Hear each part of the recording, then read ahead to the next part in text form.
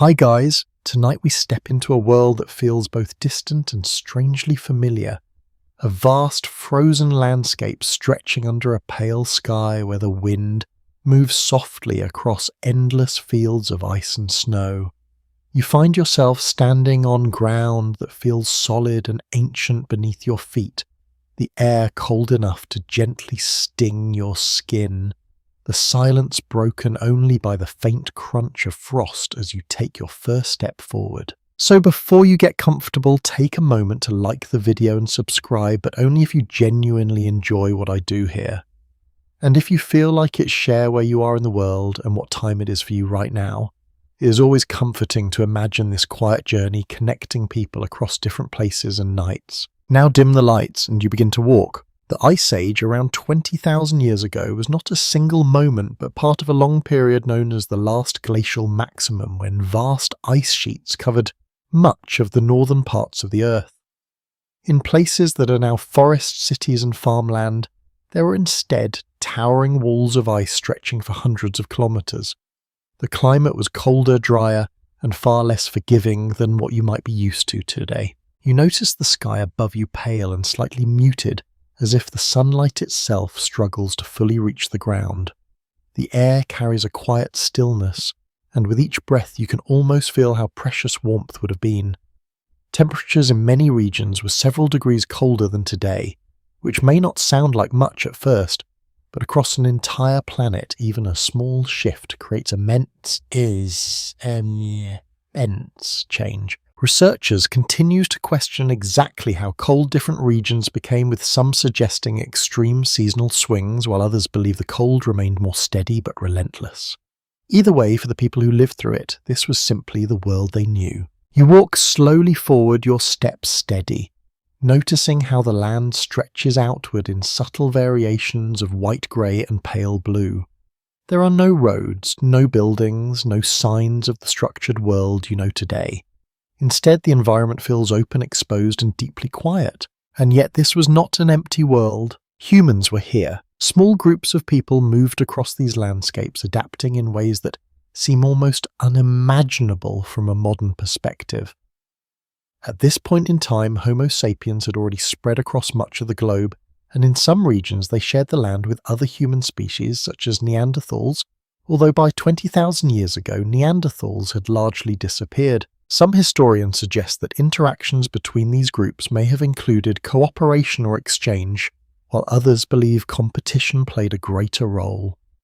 The exact nature of these encounters remains uncertain, but traces of shared genetics still exist in modern humans, quietly linking you to that distant past. You pause for a moment listening. There is wind, soft but constant. It moves across the surface of the ice, carrying with it a faint, almost hollow sound. Somewhere far in the distance there may be the low call of an animal, but it is too distant to fully identify. The quiet is not empty, it is alive, just distant and restrained. As you continue, you begin to notice small details that bring this world into sharper focus. The ground is not entirely smooth. There are patches where snow has been disturbed, slight impressions left behind. Tracks. You crouch slightly observing them. They could belong to an animal, perhaps something large moving slowly across the frozen terrain. During the Ice Age, creatures such as woolly mammoths, giant bison and woolly rhinoceroses roamed these lands. These animals were not rare curiosities. They were part of the everyday reality for the humans who lived here. A lesser-known detail is that mammoths were not just hunted for food. Their bones were often used as building materials, forming the structure of shelters that could withstand the harsh winds. It is a practical detail, but also a reminder of how closely human survival was tied to the animals around them. You stand again and continue walking, your breath visible in the cold air. And you might wonder how people managed to survive in a place like this. The answer is not simple. It is a combination of knowledge, adaptation, and constant awareness.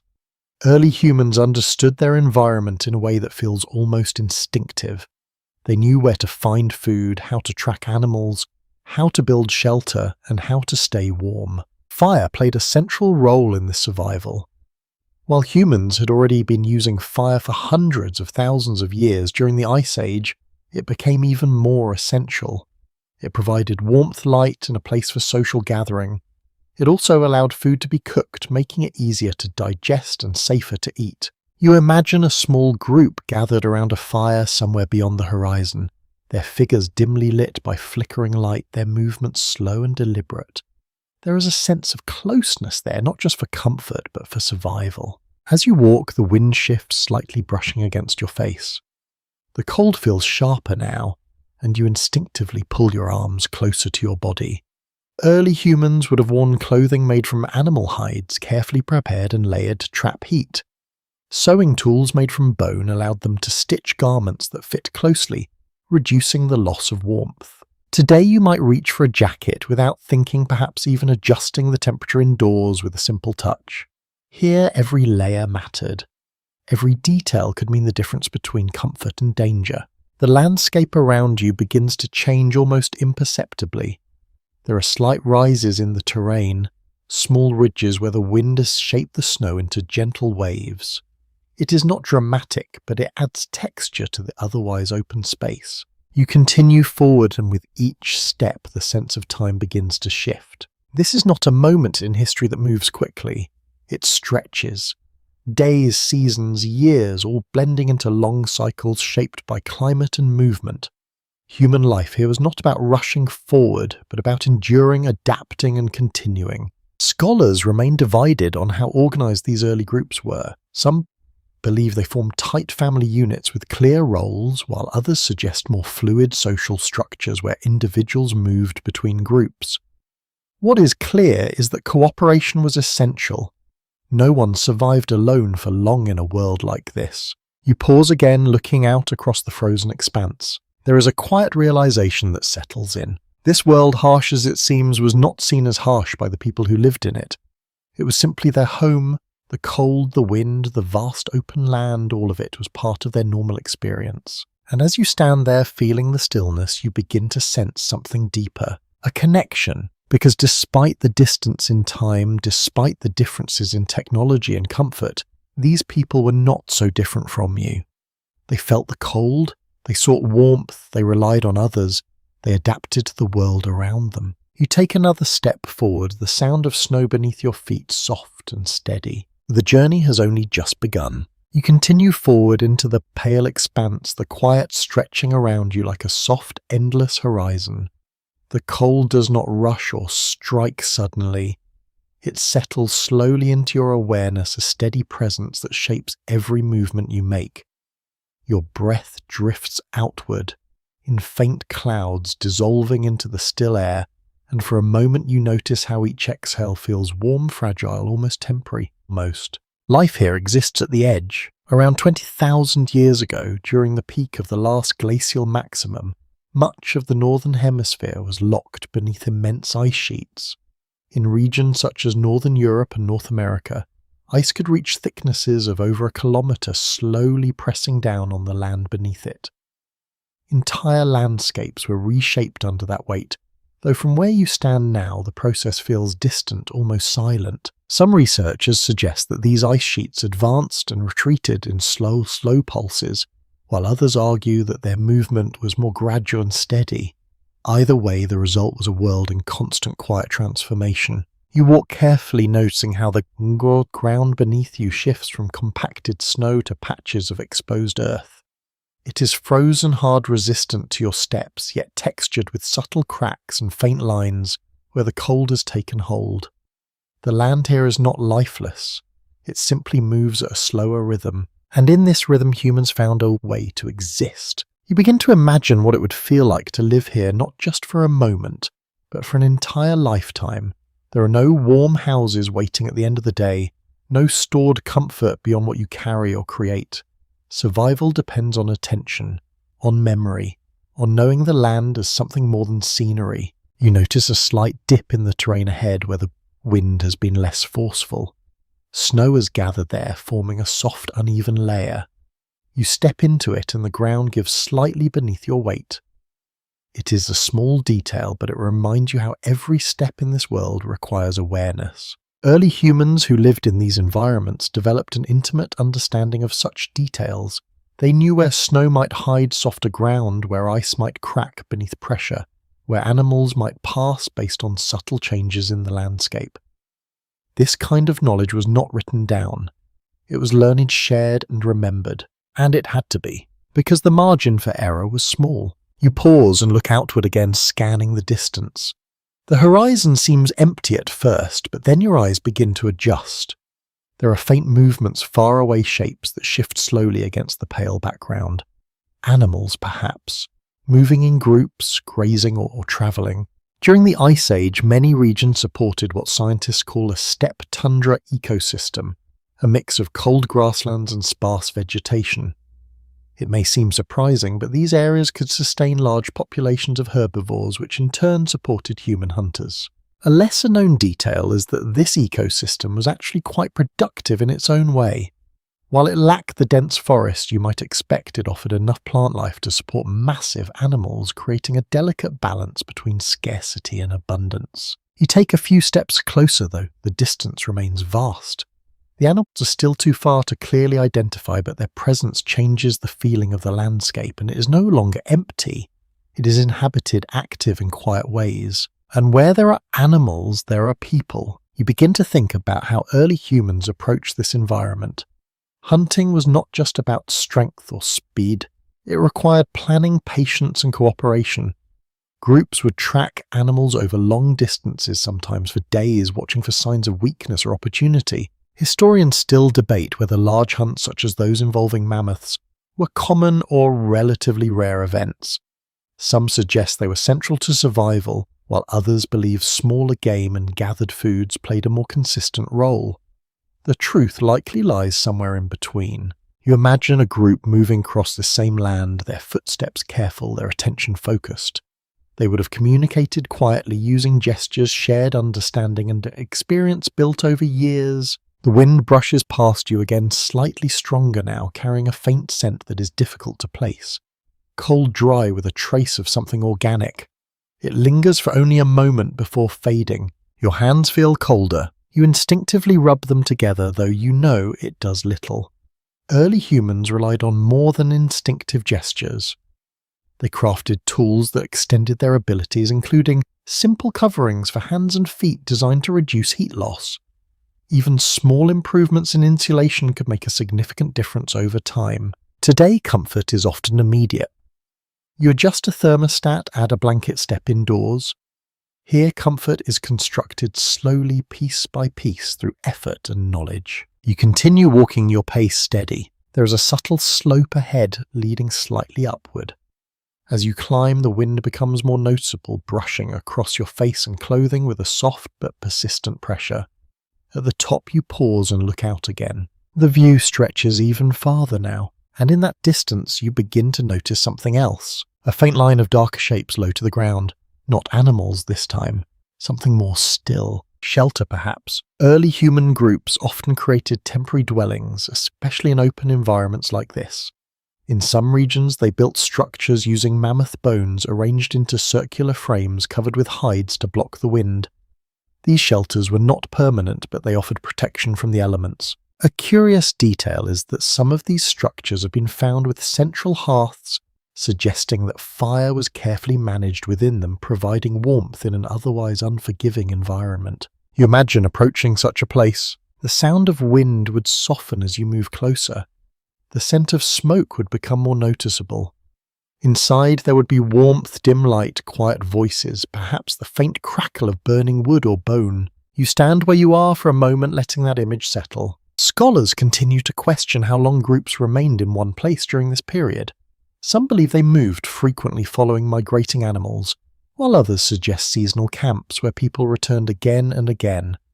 The pattern likely varied depending on location and conditions. Nothing here is fixed. Everything adapts. You take a slow breath, the cold air filling your lungs, and then step forward again. There is a growing awareness now not just of the environment, but of the balance it demands. Every action, every decision carries weight. Energy must be conserved. Risks must be measured. Opportunities must be recognized. And yet, despite all of this, life continues. Not as a constant struggle filled with urgency, but as a steady process of adjustment, of learning, of being present in the moment. You notice your footsteps again, the soft sound they make as they press into the snow. It is a quiet rhythm, almost comforting in its repetition. Step, pause, observe, step again. The edge of this world is not marked by a boundary you can see. It is defined by conditions, by temperature, by the availability of food and shelter, by the limits of the human body. And still people lived here. You continue forward, the horizon slowly shifting as you move, the frozen world opening itself in small, subtle ways. You move slowly towards the darker shapes you noticed in the distance, your step steady, your attention drawn to the subtle contrast against the pale landscape. As you approach, the wind softens just slightly, as if something ahead is interrupting its path. The ground here feels firmer, less exposed, shaped by repeated movement, shelter. At first, it does not appear like anything you might call a home. There are no walls in the modern sense, no sharp lines or smooth surfaces. Instead, you begin to make out curved forms rising low from the ground, built from materials that feel entirely part of this environment. Bones, large, pale and weathered, arranged carefully into a circular structure. Some of them are unmistakably massive, likely from mammoths, their curved shapes forming the frame of something deliberate. Over these bones, layers of animal hides are stretched, pulled tight to block the wind, their surfaces rough and slightly uneven. You step closer, noticing how the entrance is small, low to the ground, designed to keep warmth inside and cold air out. You pause for a moment before entering, sensing the quiet purpose in every part of the structure. Early humans in Ice Age regions often built shelters like this, especially in areas where wood was scarce. Mammoth bones provided strong, durable frames, and hides offered insulation against the cold. In places like modern Ukraine, archaeologists have uncovered entire settlements made from these materials, suggesting that people returned to the same locations over time. A lesser-known detail is that some of these shelters were arranged in clusters, forming small communities rather than isolated homes. It hints at a social life that extended beyond immediate survival. You lower yourself and step inside. The change is immediate. Some change is immediate. The wind disappears, replaced by a stillness that feels almost warm in comparison. The light dims, filtered through the thick hides above you. There is a faint smell in the air, something organic, a mix of animal fur, smoke and earth. It is not unpleasant, just unfamiliar. At the centre there is a hearth. A small controlled fire burns quietly, its glow soft and steady. The flames are low, carefully maintained to conserve fuel while still providing warmth. You can hear the faint crackle, a gentle rhythmic sound that seems to anchor the entire space. Fire was not just useful here, it was essential. It provided heat-light protection from predators and a place to prepare food. Some researchers believe that the careful control of fire also played a role in social bonding, creating a central point where people gathered, shared stories and passed on knowledge. You sit near the edge of the shelter, feeling the difference in temperature, subtle but noticeable. Your hands begin to warm slightly, and you realize how quickly the body responds to even a small amount of heat. Around you, you imagine the presence of others, a small group, perhaps a family, moving quietly within this space. One person tending the fire, another working with tools, someone adjusting a piece of hide along the wall. Movements are deliberate, unhurried, shaped by experience. Scholars remain divided on how structured these roles were. Some suggest clear divisions based on age and ability, while others believe tasks were shared more fluidly depending on need. What is certain is that cooperation was constant. You look toward the walls of the shelter. There are objects placed carefully along the edges. Tools made from stone and bone shaped through repeated use.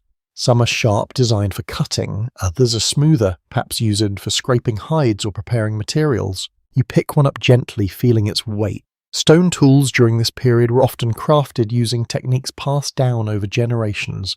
The process required skill and patience, striking one piece of stone against another to create sharp edges. It was not random, it was learned, practiced, refined. A small curious detail is that some tools show signs of repair rather than replacement. This suggests that materials were valued and effort was made to extend their usefulness for as long as possible. You place the tool back where it was, careful not to disturb the quiet balance of the space. The hides above you shift slightly as the wind moves outside, but the structure holds firm. The design is simple yet effective. Every element serves a purpose. You begin to think about how long a group might stay in a place like this. Some historians suggest that these shelters were used seasonally occupied during colder months and then abandoned as conditions changed.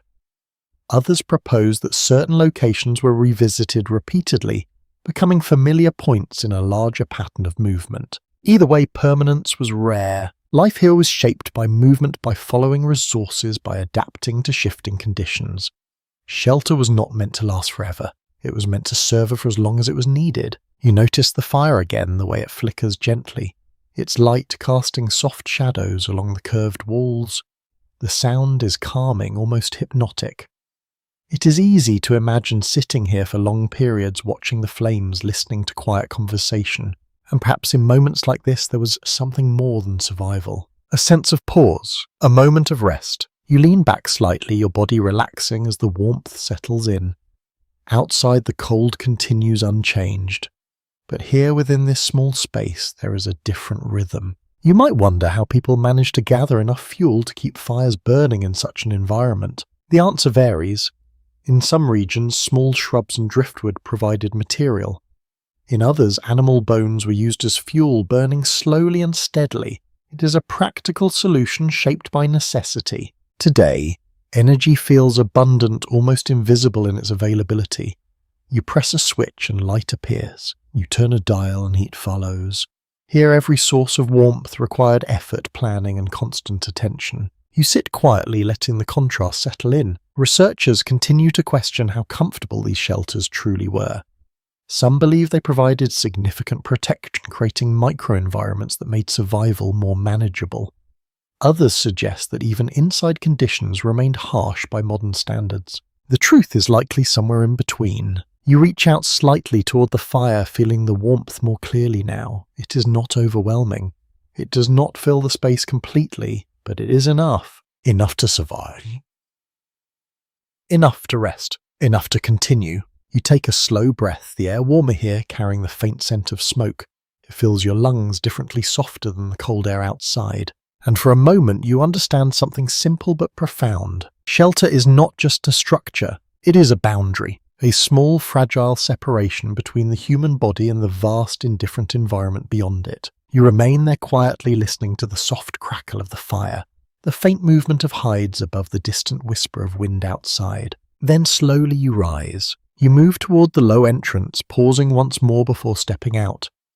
The cold greets you again, immediate and steady, as if reminding you that this brief comfort is always temporary. You step back into the open landscape, the shelter behind you blending once more into the earth, its presence subtle, almost hidden, and you continue forward. You step back into the open cold, the memory of the shelter still lingering in your body like a fading warmth. The wind greets you again, brushing lightly across your face, slipping through the layers that protect you. It is not harsh, not sudden, just steady, constant, like something that has always been here and always will be. Ahead the land stretches wide and pale, but now your attention shifts towards something less visible from a distance. Fire! Not just the small hearth you left behind, but the idea of it, the presence of it across this frozen world. It is easy to forget in a place so dominated by ice and wind that fire exists at all. And yet without it, none of this would be possible. Around 20,000 years ago, the controlled use of fire was already deeply embedded in human life. Long before the Ice Age reached its coldest point, humans had learned not only how to create fire, but how to maintain it, transport it, and use it in different ways. By this time, fire was no longer a discovery. It was a constant companion. You walk slowly, imagining another group somewhere nearby, their presence marked not by structures, but by a faint column of smoke rising into the pale sky. From far away it would be subtle, almost invisible, blending into the light. But up close it would define everything. You begin to feel the cold more clearly now, your fingers stiffening slightly, your breath becoming more noticeable. It makes you understand why fire was not simply helpful, it was central. You imagine approaching another gathering. At first you would see nothing but the land. Then slowly the smallest signs would appear. A patch of ground darkened by ash, A circle of stones arranged with quiet intention, and at the centre glowing embers, faint but alive. A lesser-known detail is that many Ice Age fires were carefully managed to burn for long periods with minimal fuel. People did not always let flames rise high. Instead, they maintained steady heat, conserving resources, while still providing warmth. It was not about spectacle, it was about control. You crouched slightly, imagining yourself beside such a fire. The warmth would reach you gradually, first touching your hands, then your face, then slowly settling into your body. It would not erase the cold entirely, but it would soften it. The sound of fire is gentle, a soft crackle, a quiet shift, a steady presence that fills the silence without disturbing it. You sit there for a moment in your mind, noticing how the light flickers against nearby surfaces, how shadows move down, slowly stretching and folding as the flames change shape. It is almost hypnotic, the kind of motion that draws your attention without demanding it. And you might wonder how early humans kept fire alive in such conditions. The answer lies in constant care. People carried embers with them when they moved, often wrapped in materials that allowed slow burning. Starting a fire from nothing was possible, but difficult and time-consuming. It was far easier to preserve what already existed. Some researchers suggest that maintaining fire was a shared responsibility within groups, something that required attention throughout the day and night. Others believe individuals may have taken turns ensuring that the flame never fully disappeared. However it was organized, the result was the same. Fire continued. You look around again, the open landscape now feeling slightly different. It is no longer just cold and empty. It is a place where small points of warmth exist scattered across the land, each one representing human presence. And around these fires, life unfolds. Food is prepared. Tools are repaired. Stories are shared. You imagine a group seated close together, their bodies angled toward the heat, their movements slow and deliberate. One person might be turning a piece of meat over the flames, watching carefully to avoid burning it. Another might be shaping a tool using the light to see the edges clearly. A curious detail is that cooking food over fire not only made it safer to eat, but also allowed the body to extract more energy from it.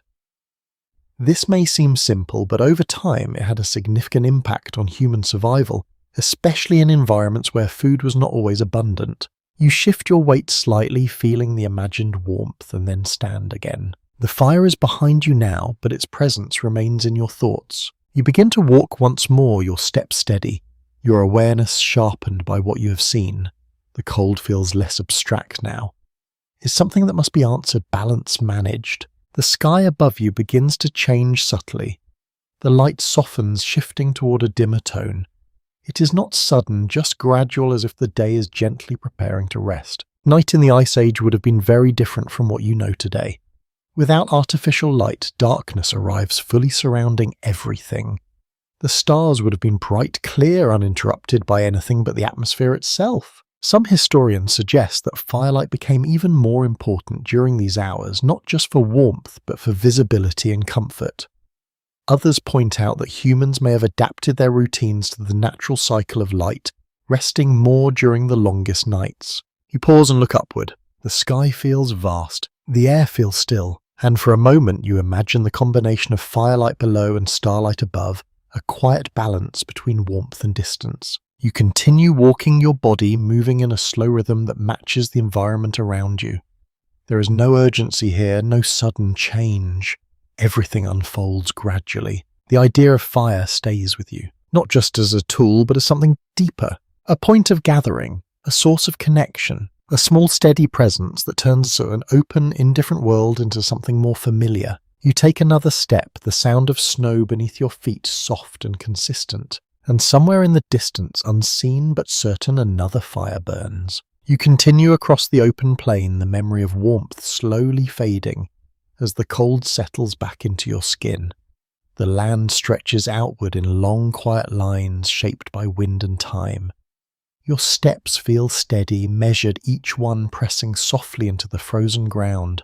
Then gradually you begin to notice signs of movement. Not close, not immediate, but they're far across the pale horizon. Something shifts. Dark shapes. Large, slow, deliberate. You pause, narrowing your focus, letting your eyes adjust to the distance. At first, they seem almost part of the landscape itself, but then one of them moves again, heavy and controlled, a herd. Mammoths. During this period, woolly mammoths were among the most important animals in the Northern Ice Age world. They provided food materials and in many ways structure to human life. Their thick, fur-long curved tusks and massive bodies made them well suited to the cold, but also difficult to approach. You take a slow breath, imagining what it would feel like to stand here as a hunter, not as an observer, but as someone whose survival depends on what happens next. You move forward carefully, though the distance remains great. The herd grazes quietly, their movements unhurried. They use their trunks to sweep away snow, exposing the grass beneath. It is a simple action repeated over and over, yet it sustains them. A lesser-known detail is that mammoths could consume hundreds of kilograms of vegetation each day. This constant feeding created the landscape itself, helping maintain the open grasslands that defined much of the Ice Age environment. You watch them for a moment longer, feeling the scale of their presence. These are not small animals. They move with weight, with quiet power, their bodies casting long shadows across the frozen ground. And yet humans hunted them. You begin to imagine how such a hunt might unfold. It would not be fast. It would not be reckless. It would be patient. Groups of hunters would observe herds from a distance, learning their patterns, their movements, their behavior. They would wait for opportunities. A young animal separated from the group, an older one moving more slowly, a moment when terrain could be used to their advantage. Some researchers propose that humans use coordinated strategies guiding animals toward natural traps such as cliffs or soft ground. Others suggest that direct confrontation was less common, and that smaller prey made up a larger portion of the diet. The truth likely depended on the region and the skill of the group. You take another step, your mind following the imagined path of the hunters. They would move quietly, spreading out, communicating without words. Each person would know their role, not through instruction in the moment, but through experience built over time. The air feels colder now, or perhaps you are simply more aware of it. You pull your arms closer to your body again, feeling the limits of warmth. Early humans did not have the luxury of hesitation. A failed hunt meant wasted energy, and in a place like this, energy was everything. You watch the herd again. One of the mammoths shifts slightly away from the others, pausing as it lifts its head. It listens, though you cannot hear what it hears. The connection between hunter and prey is quiet, built on attention and instinct. A curious detail is that some archaeological sites show evidence of repeated hunting in the same areas, suggesting that humans returned to places where conditions favoured success. It was not random movement, it was knowledge layered over time. You imagine the moment when a hunt begins, not with a sudden rush, but with a shared understanding. A movement here, a signal there, then slowly the group closes in. You feel your heartbeat slow, matching the pace of the scene. There is no urgency in the way you imagine it, only focus, only patience, and when the moment finally arrives, it would be decisive. Tools made from stone and bone would be used with precision, not out of aggression but necessity. Every part of the animal would matter: meat for food, hide for clothing and shelter, bones for tools and structure. Nothing would be wasted. You stand still for a moment, letting that idea settle. Today, food often feels distant from its source. You buy it, prepare it, consume it. The process is simplified, separated from the effort that once defined it. Here, every meal is connected directly to the land, to the animals, to the people who work together to make it possible. You begin to walk again, slowly circling away from the distant herd. There is a sense of respect in the way you leave them undisturbed. Even in imagination, the balance between human and animal feels delicate. You notice the ground again as you move. There are more tracks here now, layered and overlapping. Some are large, deep impressions, likely from animals like the mammoths.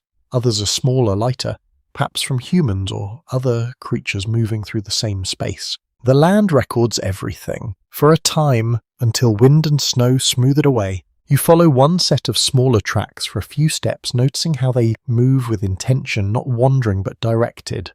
They lead toward a slight rise in the distance where the terrain becomes uneven. You pause, considering. These could belong to a hunting group, or perhaps to individuals returning to shelter. Researchers continue to question how often large coordinated hunts took place, compared to smaller everyday foraging.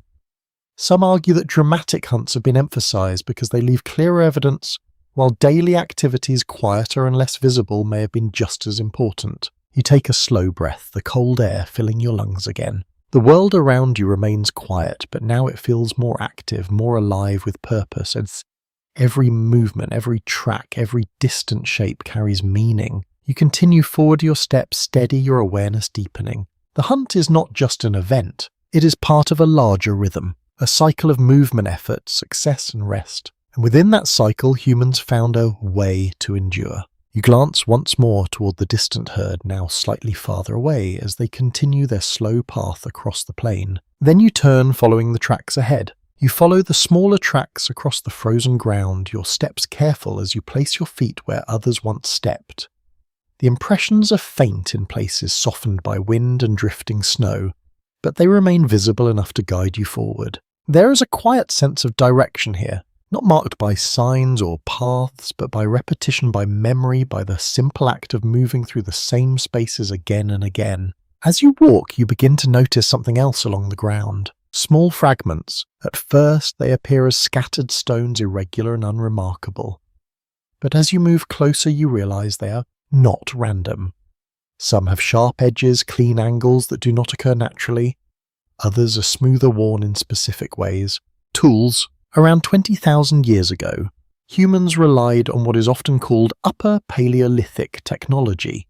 These tools were made primarily from stone, but also from bone, antler, and even ivory. The process of creating them was deliberate, requiring skill and patience. You kneel down, picking up one of the stone pieces. It is light but solid in your hand. One edge is thin and sharp, shaped by careful strikes that remove flakes in a controlled pattern. You turn it slightly, noticing how each angle reflects intention. A small, often overlooked detail is that these flakes themselves were sometimes used as tools, not just the larger shaped pieces. Nothing was wasted. Even the byproducts of toolmaking could serve a purpose. You hold it for a moment longer, imagining the hands that shaped it. They would have selected the right type of stone, something that fractures predictably, such as flint. Then, using another stone or a piece of bone, they would strike it at precise angles, removing flakes to form a cutting edge. This process is known as knapping. It is both simple and complex. Simple in its basics idea, complex in its execution. You place the tool back where you found it and stand again, your gaze moving across the ground. There are more pieces scattered nearby, suggesting this was a place where tools were made or repaired. You can almost picture it. A group seated together, working quietly, each person focused on shaping materials. The sound of stone striking stone would echo softly, a sharp rhythmic tapping that carries just far enough to be heard, but not enough to disturb the calm of the landscape. You might wonder how long it took to learn such a skill. The answer is not exact, but it likely required years of observation and practice. Young members of the group would watch, imitate, and gradually improve. Mistakes would happen, stones would break in the wrong way, edges would dull too quickly. But over time, knowledge would accumulate. Researchers suggest that toolmaking was not just a practical activity, but also a form of cultural transmission. Techniques were passed down through generations, refined, slowly becoming more efficient and more specialized. You begin to walk again, your attention now drawn to how these tools fit into the larger picture of survival. Each one serves a purpose. Cutting meat, scraping hides, shaping wood or bone. They extend the capabilities of the human body, allowing it to interact with the environment in ways that would otherwise be impossible. A curious detail is that some tools were designed for specific tasks, showing a level of specialization that might not be immediately obvious. For example, certain blades were ideal for slicing, while others were better suited for scraping or piercing. This suggests a deep understanding of materials and function. You continue forward, the ground gradually changing beneath your feet. The snow becomes thinner here, revealing more patches of frozen earth. It makes it easier to see the scattered traces of activity left behind. There is a sense that this place was used more than once. not a permanent settlement but a point of return. Some scholars suggest that early humans developed mental maps of their environment, remembering locations where resources were abundant or conditions were favourable. Others propose that movement was more fluid, guided by immediate needs rather than long-term planning. Perhaps it was both. You pause for a moment, looking down at your hands. Without tools, they feel limited. With them, they become something more. It is a quiet realization, but an important one. Technology, even in its simplest form, changes everything. Today, tools are often complex, hidden behind layers of design and manufacturing. You press a button and something happens. You swipe a screen and information appears. The connection between action and result is distant. Here it is direct. You shape the tool, you use the tool, you see the result. You take another step, your foot pressing into the ground with a soft crunch. The air feels still again, the wind momentarily easing. It allows you to hear more clearly the subtle sounds of your own movement, the faint shifting of snow underfoot. In the distance, you notice a slight rise in the land where the terrain becomes uneven again. It draws your attention, suggesting a place where the environment might offer something different. As you move toward it, you consider how tools made this kind of exploration possible. Without sharp edges, hunting would be far more difficult. Without scraping tools, preparing hides for clothing and shelter would be nearly impossible. Without cutting implements, even basic tasks would become time-consuming and inefficient. Each tool represents time-saved energy, conserved survival, improved. And in a world where every resource matters, those small advantages accumulate. You reach the rise and pause, looking out across the landscape once more. The scattered tools behind you fade into the distance, becoming part of the ground again. But their presence lingers in your thoughts. They are quiet evidence of something important. Human ingenuity. Not loud, not dramatic, but steady, persistent. You take a slow breath, the cold air filling your lungs, and then continue forward, carrying that understanding with you. You move beyond the scattered tools, the ground gradually smoothing beneath your feet as a thin layer of snow returns. The wind rises again, not stronger but more present, brushing steadily against your body as if reminding you of something you can never fully ignore. The cold is always there. It does not fade. It does not forget. And as you continue walking, your attention shifts naturally towards something that stands between you and that cold. Clothing. You glance down at your arms, imagining the layers that would cover them in this world. Not fabric as you know it today, not woven cotton or synthetic fibers, but animal hides carefully prepared and shaped. Around 20,000 years ago, humans in colder regions relied heavily on tailored clothing made from animal skins and fur. This was not simply draping a hide over the body. Evidence suggests that people were cutting and sewing garments to fit closely, reducing heat loss and allowing greater mobility. You pause, letting that idea settle. Clothing as protection, clothing as survival. You imagine the process of creating such garments. It begins with the animal itself, often one hunted with effort and cooperation. Once the meat is removed, the hide must be carefully treated. It cannot simply be worn as it is. It must be scraped, cleaned, softened, and sometimes stretched. You can almost feel the texture of it, rough at first, then gradually smoother as it is worked. A small but fascinating detail is that early humans used bone needles to sew these hides together.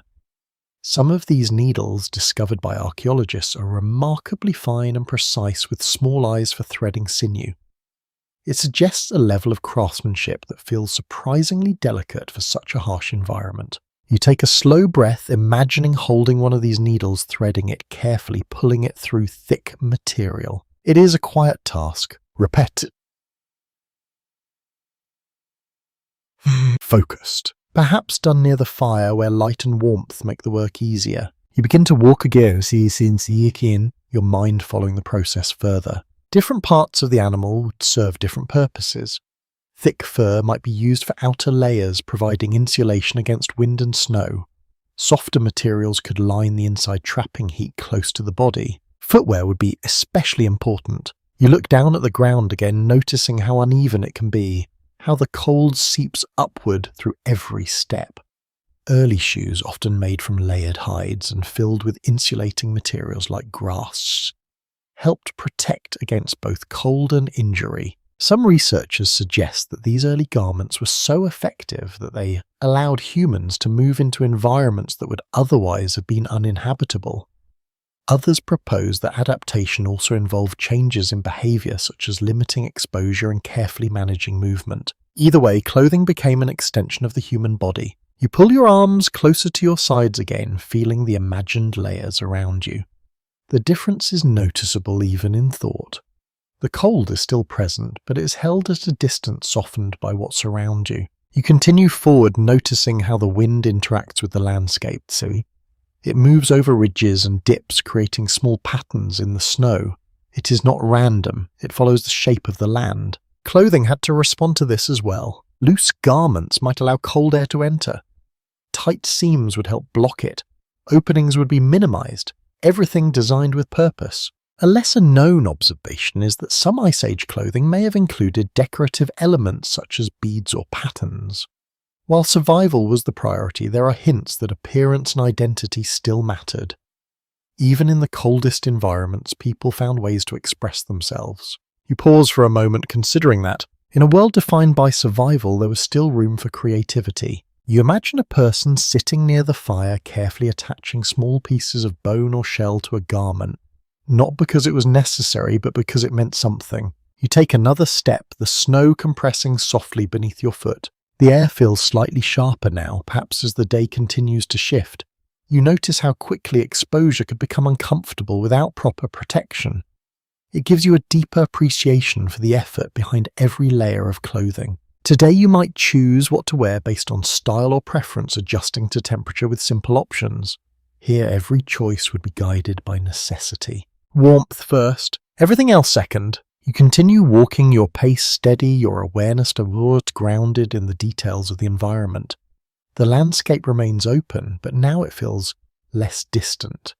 You begin to understand how humans fit into it, not as separate observers, but as part of a system of adaptation. Your gaze drifts once more across the horizon. There are no obvious signs of people nearby, but you know they are out there, moving, surviving, creating. Their presence is subtle, woven into the land itself. You notice your breath again, the way it forms small clouds that fade quickly. It is a reminder of how fragile warmth can be, and how carefully it must be protected. Some scholars suggest that the development of effective clothing was one of the key factors that allowed Homo sapiens to expand into colder regions. Others point to a combination of tools, fire, and social cooperation as equally important. It is not one solution, it is many working together. You take a slow breath, feeling the imagined warmth of layered hides, the protection they offer against the steady cold. Then you continue forward, your steps soft and consistent, the frozen world stretching quietly around you. You move onward, the steady rhythm of your steps settling into something almost comforting. The cold remains constant and patient, but now you carry with you a clearer sense of how people endured it. Layers of clothing, careful movement, shared effort, all of it working together quietly. And now your attention turns to something even more immediate, food. You pause, looking out across the open land again. The vastness feels different when you begin to think about it in terms of nourishment. Every stretch of ground, every distant movement, every subtle sign becomes part of a larger question. What can be eaten here? Around 20,000 years ago, human diets varied depending on location, but in colder regions, much of the food came from animals. Large herbivores like mammoths, bison and reindeer provided substantial amounts of meat and fat, both essential for survival in low temperatures. Fat in particular was incredibly valuable. It provided more energy than lean meat and helped the body maintain warmth. In a cold environment where calories were constantly being burned just to stay alive, this made a significant difference. You begin to walk again, imagining the process of obtaining and using such food. A successful hunt would not simply end with the animal. It would begin a new set of tasks. The body would be carefully processed, each part separated, and meat would be cut into manageable pieces. Fat would be collected. Bones might be broken to access marrow, a rich source of nutrients. A small but revealing detail is that marrow extraction was common, and tools have been found with marks that show repeated use for this purpose. It suggests that people understood the value hidden inside bones, not just the obvious parts of an animal. You slow your pace considering how nothing here is wasted. Every part matters. Every part contributes. You notice the ground again, scanning for signs of edible plants. At first it seems unlikely, the cold, the frost, the sparse vegetation. But even in harsh conditions there are resources. Roots, tubers, certain hardy plants that survive beneath the surface. You imagine digging carefully using tools to reach below the frozen layer. It would not be easy, but it would be worth the effort. Plant foods may not have provided as many calories as meat, but they added variety and important nutrients. Some researchers suggest that plant gathering remained a consistent part of the diet even in colder climates, while others believe animal resources dominated more heavily. The balance likely shifted depending on season and region. You continue walking, your thoughts moving toward how food was stored, because finding food is only part of survival. Keeping it is another. In cold environments, nature itself offered a kind of preservation. Low temperatures could slow decay, allowing meat to be stored for longer periods. It is possible that people took advantage of this, leaving food in shaded or frozen areas to be used later. A curious observation is that some archaeological sites show patterns that suggest repeated use of certain locations for processing and storing food. It hints at planning, at thinking beyond the immediate moment. You pause again, imagining a group working together after a hunt. Some cutting meat, some preparing hides, others perhaps gathering nearby resources. The air would carry the scent of fresh food mixed with smoke from nearby fires. It would not be a quiet moment, but it would not be chaotic either. Movements would be practiced, efficient. You can almost hear it, the soft sound of cutting, the murmur of voices, the crackle of fire, and beneath it all a sense of relief. Food means time. Time to rest. Time to recover. Time to continue. You take a slow breath, the cold air filling your lungs, and then step forward again. The landscape shifts slightly, becoming more uneven. Small rises and dips create pockets where snow gathers differently. In one of these areas, you notice something faint, a disturbance. You move closer, crouching slightly. The snow has been cleared in a small patch, revealing darker ground beneath. It could be a place where something was dug up, perhaps roots, perhaps something else. It is a subtle sign, but it speaks of activity, of searching, of finding. You stand again, your gaze moving outward. Food here is not guaranteed. It is discovered, earned, shared. You begin to think about how meals might have been experienced. Not as routine, not as something expected at regular intervals, but as moments shaped by success and circumstance. Some days might bring abundance, others might bring very little, and yet people continued. They adapted. They found ways to make use of what was available. Today, meals are often predictable. You know when you will eat, what you will eat, how much you will have. Here, uncertainty is part of the experience, and perhaps that changes how food is valued. You take another step, your foot pressing into the snow with a soft sound. The air feels slightly calmer, now the wind easing just enough to let the quiet settle in again. It allows you to focus on the smaller details, the subtle textures of the land. You notice a few scattered marks ahead, lighter than the deeper tracks you saw earlier. They could belong to smaller animals, perhaps something that might also serve as food. Not every hunt would involve large creatures. Smaller game birds, even fish in certain regions, all contributed to survival. It required flexibility, the ability to adapt methods based on opportunity. Researchers continued to explore how varied these diets were, examining remains found at different sites. The evidence suggests that human diets were often more diverse than once assumed, shaped by environment and resource availability. You pause, letting that idea settle. Survival here is not about one solution. It is about many, working together, changing when needed. You take a slow breath, the cold steady but familiar now. Then you continue forward, the quiet world opening once more before you, carrying with it the subtle, constant question of what comes next. You continue along the uneven ground, the quiet rhythm of your steps settling into the wider stillness around you. The air feels slightly calmer now, though the cold remains steady, resting lightly against your skin like something that has no intention of leaving. As you move forward, you begin to notice something shifting in the landscape. Not a sudden change, just a gradual difference. The snow thins in places, revealing more exposed earth. The ground rises gently, forming a long slope that stretches toward the horizon. And in that distance you sense something subtle but important. Movement across time. Around 20,000 years ago, human life was not fixed to one place. Groups moved continuously, following patterns that were shaped by seasons, animals, and changing conditions. There were no permanent cities, no settled villages in the way you might imagine them today. Instead, there was motion. You walk slowly up the slope, your body adjusting to the incline, your breath steady in the cold air. At the top, you pause and look out across the land once more. It feels different from here, wider, more connected. You begin to imagine what it would be like to travel not just across this small stretch of land, but across vast distances, moving with a group carrying only what is necessary, leaving little behind. This was the reality for many Ice Age communities. They were nomadic, not wandering without direction, but moving with purpose, following herds, seeking resources, adapting to the slow shifts of climate. You take a step forward, imagining the weight you might carry. Tools, clothing, perhaps a few personal items, everything would need to be practical, light enough to transport, durable enough to last. A lesser-known observation is that some groups may have developed preferred routes, returning to certain locations at specific times of the year.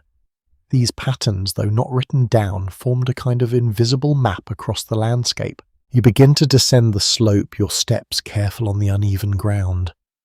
The wind picks up slightly, moving across the open space with a soft, continuous sound. You imagine a group moving together, not in silence, but in quiet communication. Children walking close to adults, others scanning the horizon. Each person will be aware of their surroundings, of the group of the path ahead. Some researchers suggest that these movements were highly organized, guided by shared knowledge, passed down through generations. Others propose that decisions were made more fluidly based on immediate conditions and observations. Perhaps both were true. You continue walking the land stretching out before you, and you begin to notice small signs that suggest repeated passage. The ground is slightly more compact in certain areas. Snow is disturbed in familiar patterns. It's not a path in the modern sense, but it's something close. A trace of movement, a memory held by the land. You pause for a moment, letting your gaze follow this subtle line as it leads forward. Migration was not just about survival, it was about timing. Moving too early could mean arriving before resources were available.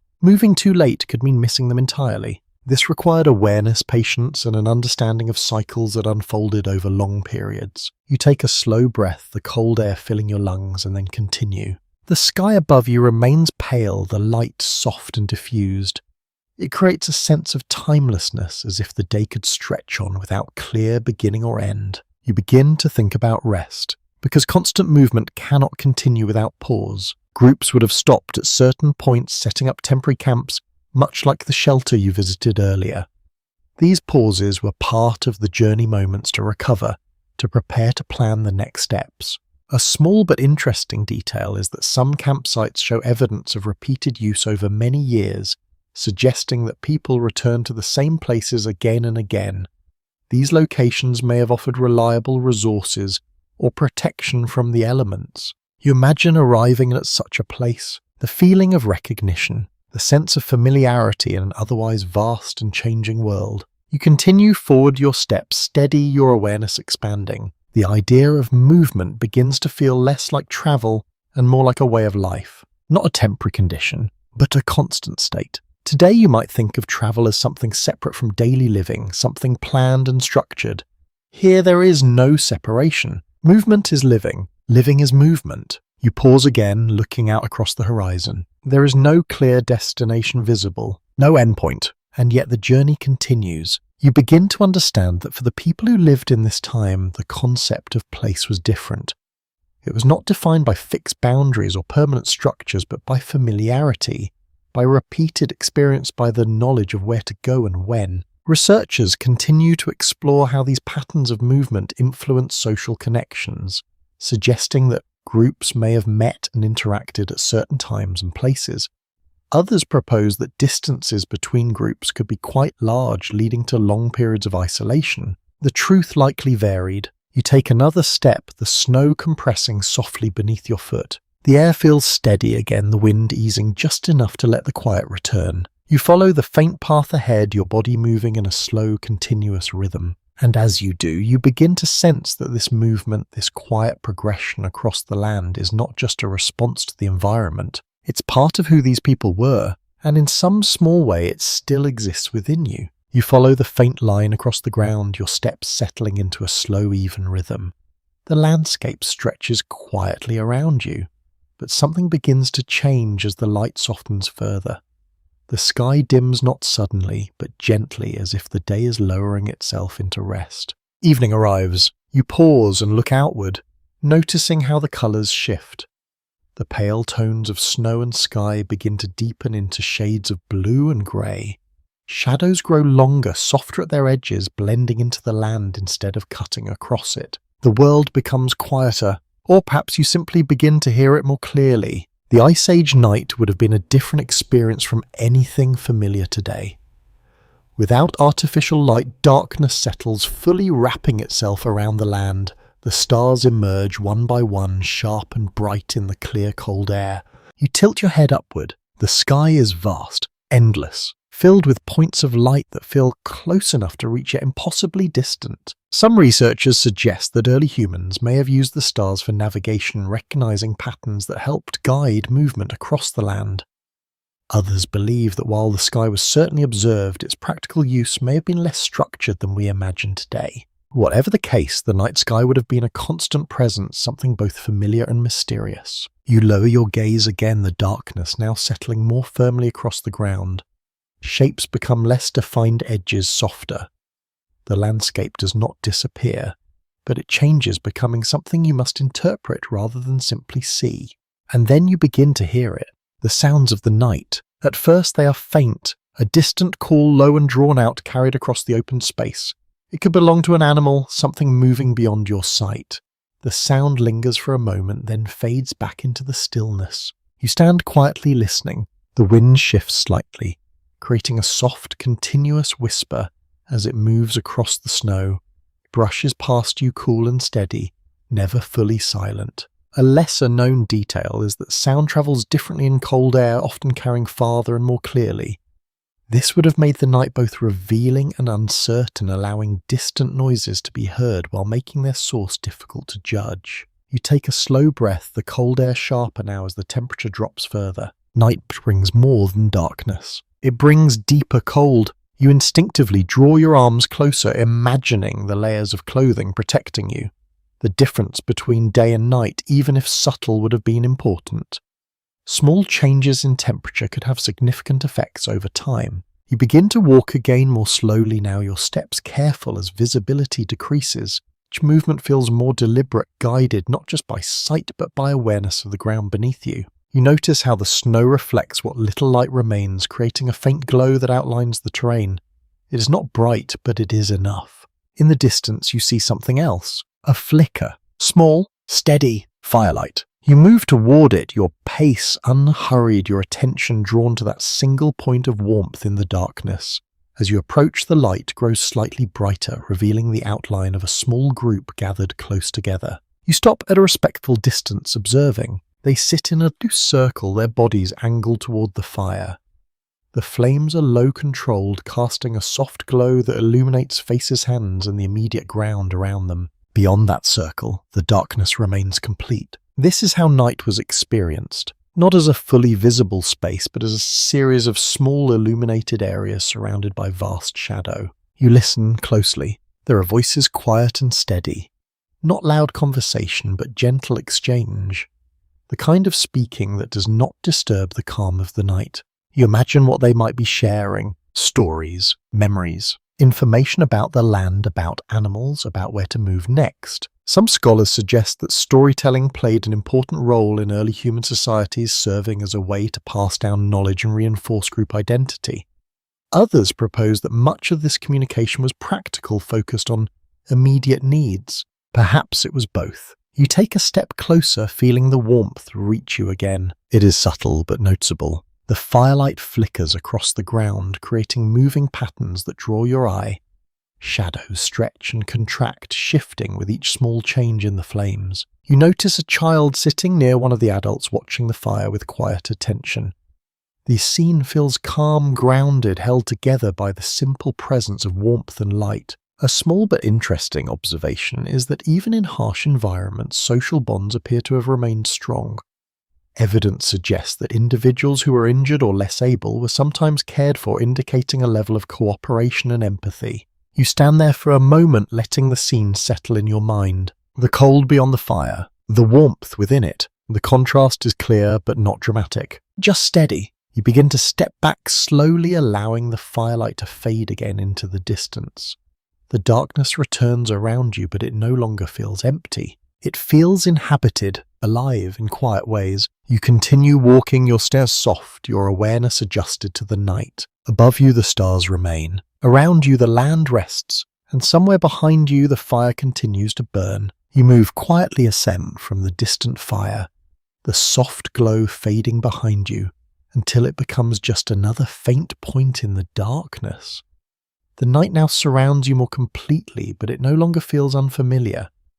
Your eyes adjust, your steps slow, and your awareness begins to settle into a deeper kind of attention.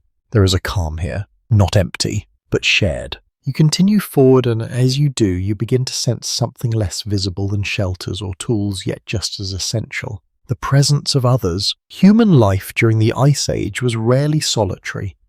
Groups were small, often made up of extended families or closely connected individuals, but they were constant.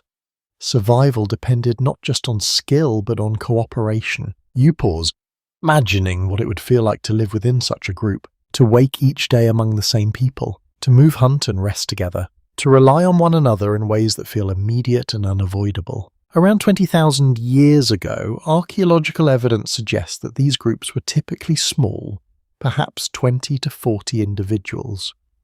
This size allowed for flexibility and movement while still providing enough support for tasks that required cooperation. You take a slow breath, the cold air filling your lungs, and then continue walking. You begin to imagine a moment earlier in the day. A group gathered not around a fire but in the open, preparing for movement or for a task.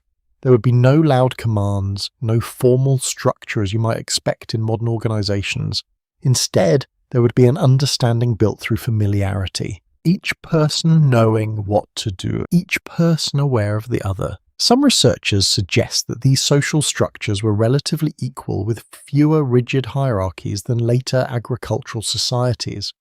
Others propose that leadership may have existed in subtle forms, with certain individuals guiding decisions based on experience or skill. The exact structure remains uncertain, but the importance of connection is clear. You walk a little farther, your mind following these imagined interactions. You picture two individuals working together, perhaps preparing food or repairing tools. Their movements are coordinated not because they have been instructed in the moment, but because they have done this many times before. There is a rhythm to it, a quiet cooperation, a shared pace. A small but revealing detail is that some archaeological findings show evidence of long-term care for injured individuals. Bones that healed after serious fractures suggest that others helped support them during recovery. In a harsh environment, this kind of care is not guaranteed. It reflects something deeper than simple survival. You slow your steps, letting that idea settle. Care, patience, connection. You begin to think about how communication might have worked. Language in some form was already developed, though it may have been different from what you know today.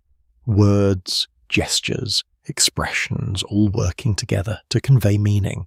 But beyond language, there is something else. Understanding. The kind that comes from shared experience. You pause and listen again. The night carries faint sounds, distant and soft. Perhaps another group somewhere beyond your sight. Perhaps animals moving through the darkness. It is difficult to tell. And yet you do not feel alone. You continue walking, your stare steady, your thoughts moving toward how these social bonds shape daily life. Tasks would have been shared. Knowledge passed from one person to another. Children learning by watching, by participating, by being included. Some scholars suggest that storytelling, even in simple forms, helped reinforce these bonds, creating a sense of shared identity. Others believe that much of this connection was built through action rather than words. Either way, the group mattered. You imagine a moment of rest, people sitting close together, not necessarily speaking, just being present. The fire nearby, the warmth steady, the light soft. There is comfort in proximity, in knowing that others are there. You take another step, the snow compressing gently beneath your foot. The cold remains, but it feels different now, less isolating, because you understand that no one faced it alone. You begin to think about conflict, not in a dramatic sense, but in small everyday ways. Disagreements, misunderstandings, tensions that might arise within any group. Some researchers suggest that cooperation was so essential that conflicts had to be managed carefully. Others propose that groups could split with individuals moving away if tensions became too great. The balance between staying together and moving apart would have been delicate. You continue forward, your gaze drifting across the dark landscape. There are no visible boundaries here, no clear divisions between one group and another. And yet space would still have mattered. Territory, resources, access to food and shelter. Some evidence indicates that groups may have maintained distance from one another, meeting occasionally, but not constantly.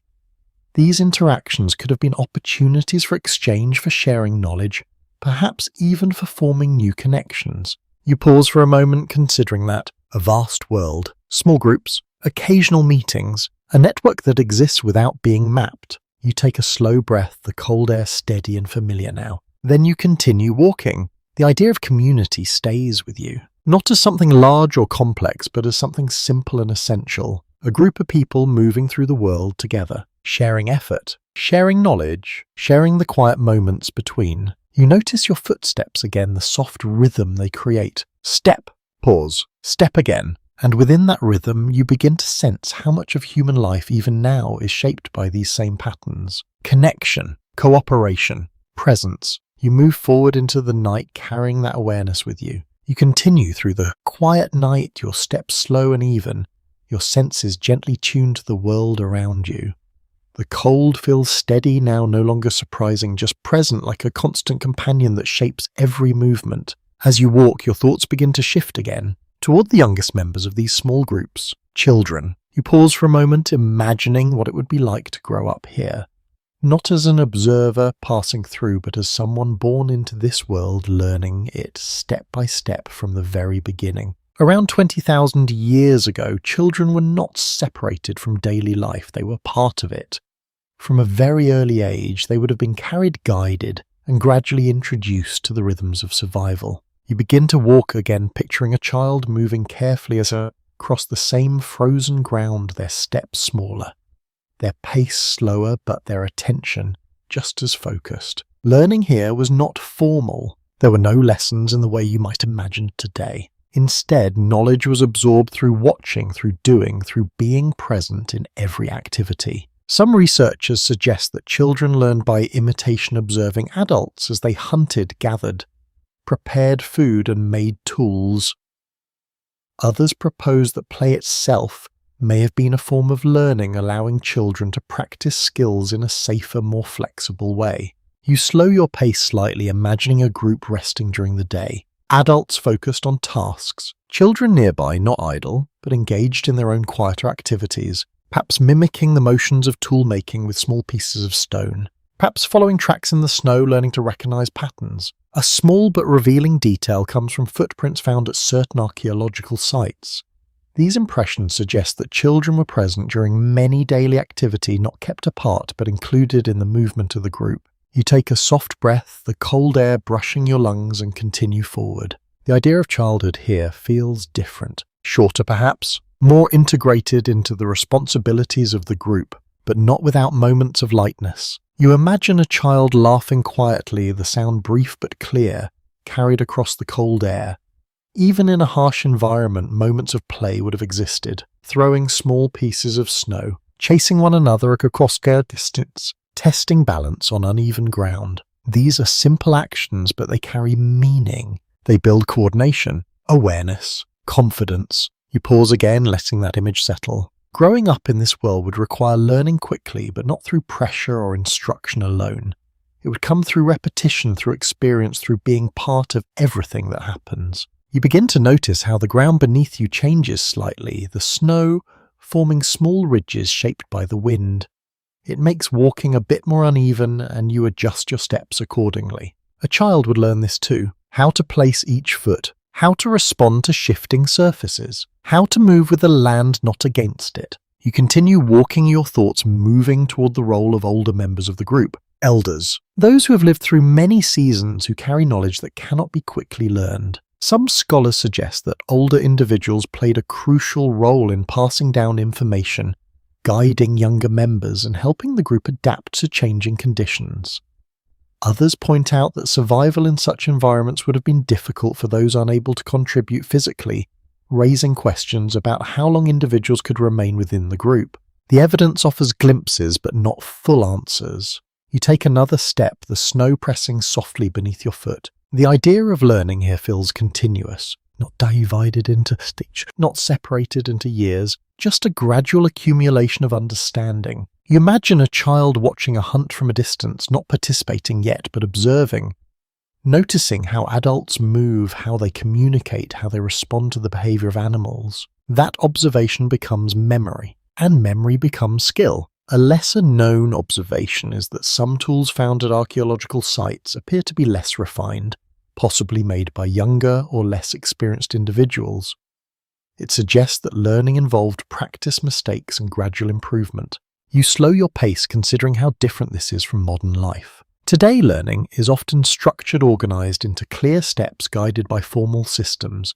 Here it is woven into every moment. Every action teaches something. Every experience adds to understanding. You look ahead into the darkness, the faint outlines of the landscape still visible under the soft glow of the night sky. The world feels vast but not empty. It's filled with movement, with growth, with quiet moments of discovery. You take a slow breath, the cold steady and familiar. Then you continue forward. The presence of children, of learning, of continuity adds another layer to your understanding of this world. It is not just about survival in the present. It is about preparing for what comes next, passing knowledge forward, ensuring that the group continues even as individuals change. You notice your footsteps again, the steady rhythm grounding your movement. Step, pause, step again, and within that rhythm you begin to sense something enduring, a thread that connects generations, a quiet continuity that moves through time, carried not by objects or structures but by people. You move forward into the night, that understanding staying with you. You continue through the quiet darkness, your step soft and steady, your awareness gently expanding with each movement. The cold remains constant, but your attention shifts again, drawn not to survival alone, but to something more subtle, expression. You move toward a low rise in the land where the ground begins to change in texture and shape. The surface becomes uneven, broken by dark openings that interrupt the smooth stretch of snow. Caves. You approach one slowly, its entrance shadowed and still, the air around it slightly different, cooler yet somehow more stable, less exposed to the shifting wind. You pause at the threshold, letting your eyes adjust to the dimness within. Then you step inside. The sound changes immediately. Your footsteps echo softly, the space carrying each movement in a quiet, hollow way. The light fades, replaced by a gentle darkness that feels enclosed, contained. Caves like this were used by some Ice Age groups, though not all. In regions where they were available, they provided natural shelter, protection from wind, and a stable environment for certain activities. You move deeper, your hand brushing lightly against the wall. It feels cool and slightly rough, the texture uneven beneath your fingers. And then you notice something. Marks. At first, they seem like natural patterns, shadow shaped by the uneven surface. But as you look closer, they begin to form something more deliberate. Lines, shapes, figures. You step closer, your breath slow, your attention focused. These are not random. They are drawings. Cave art created tens of thousands of years ago offers one of the most remarkable glimpses into the minds of early humans. Animals are often depicted, sometimes with surprising accuracy. Bison, horses, deer, their forms outlined with careful strokes. You lean slightly closer, noticing how the lines follow the contours of the rock, using the natural surface to give depth and movement. A small but fascinating detail is that some of these paintings were created using natural pigments mixed with substances like animal fat or water. Others may have been applied by blowing pigment through hollow bones, creating soft, diffuse shapes. You imagine the act of creating such an image, standing here in low light, perhaps with a small flame flickering nearby. The artist focused deliberate translating observation into form. Why? That question lingers. Some researchers propose that these images had symbolic or spiritual meaning, perhaps connected to hunting or beliefs about animals. Others suggest they may have served as a form of communication or memory, a way to record what was seen and experienced. There is no single answer. You step back slightly, taking in the scene as a whole. The cave feels different now, not just a shelter, but a space of expression. You notice a faint outline of a hand on the wall, the shape created by pigment surrounding it. A human presence left behind in a simple, direct way. It feels quiet, personal. A lesser-known observation is that handprints found in caves sometimes belong to individuals of different ages, including children. It suggests that this act of marking the wall may have been shared, not limited to a single person. You pause, letting that thought settle. A group gathered here, perhaps at different times, each leaving something behind, not out of necessity, but out of intention. You take a slow breath, the air inside the cave cool and still. Then you begin to think about how this fits into the wider experience of life during the Ice Age. Survival required constant effort, attention, adaptation, and yet within that there was space for something else. Creation. You imagine returning to the entrance, stepping back into the open air, carrying with you the memory of what you have seen. The contrast is striking. Outside, the world is vast, open X. Inside it is enclosed, focused, intimate. Both are part of the same life. You move slowly toward the exit, the faint light growing stronger as you approach. The sound of your footsteps changes again, becoming softer as you reach the threshold. Then you step back outside. The night greets you once more, the cold steady, the sky wide and filled with distant stars. You pause, looking back briefly at the cave. From here it appears simple, just an opening in the land, its deeper meaning hidden within. You turn and continue walking. The idea of those images stays with you, not just as decoration, but as something more, a way of seeing, a way of remembering, a way of understanding the world. Some scholars suggest that the ability to create symbolic representations marked an important shift in human cognition, reflecting more complex ways of thinking. Others caution that we may be interpreting these images through a modern lens, assigning meanings that were never intended. The uncertainty remains, but the presence of the art is undeniable. You take another step, the snow compressing gently beneath your foot. The wind returns soft and steady, moving across the land as it always has.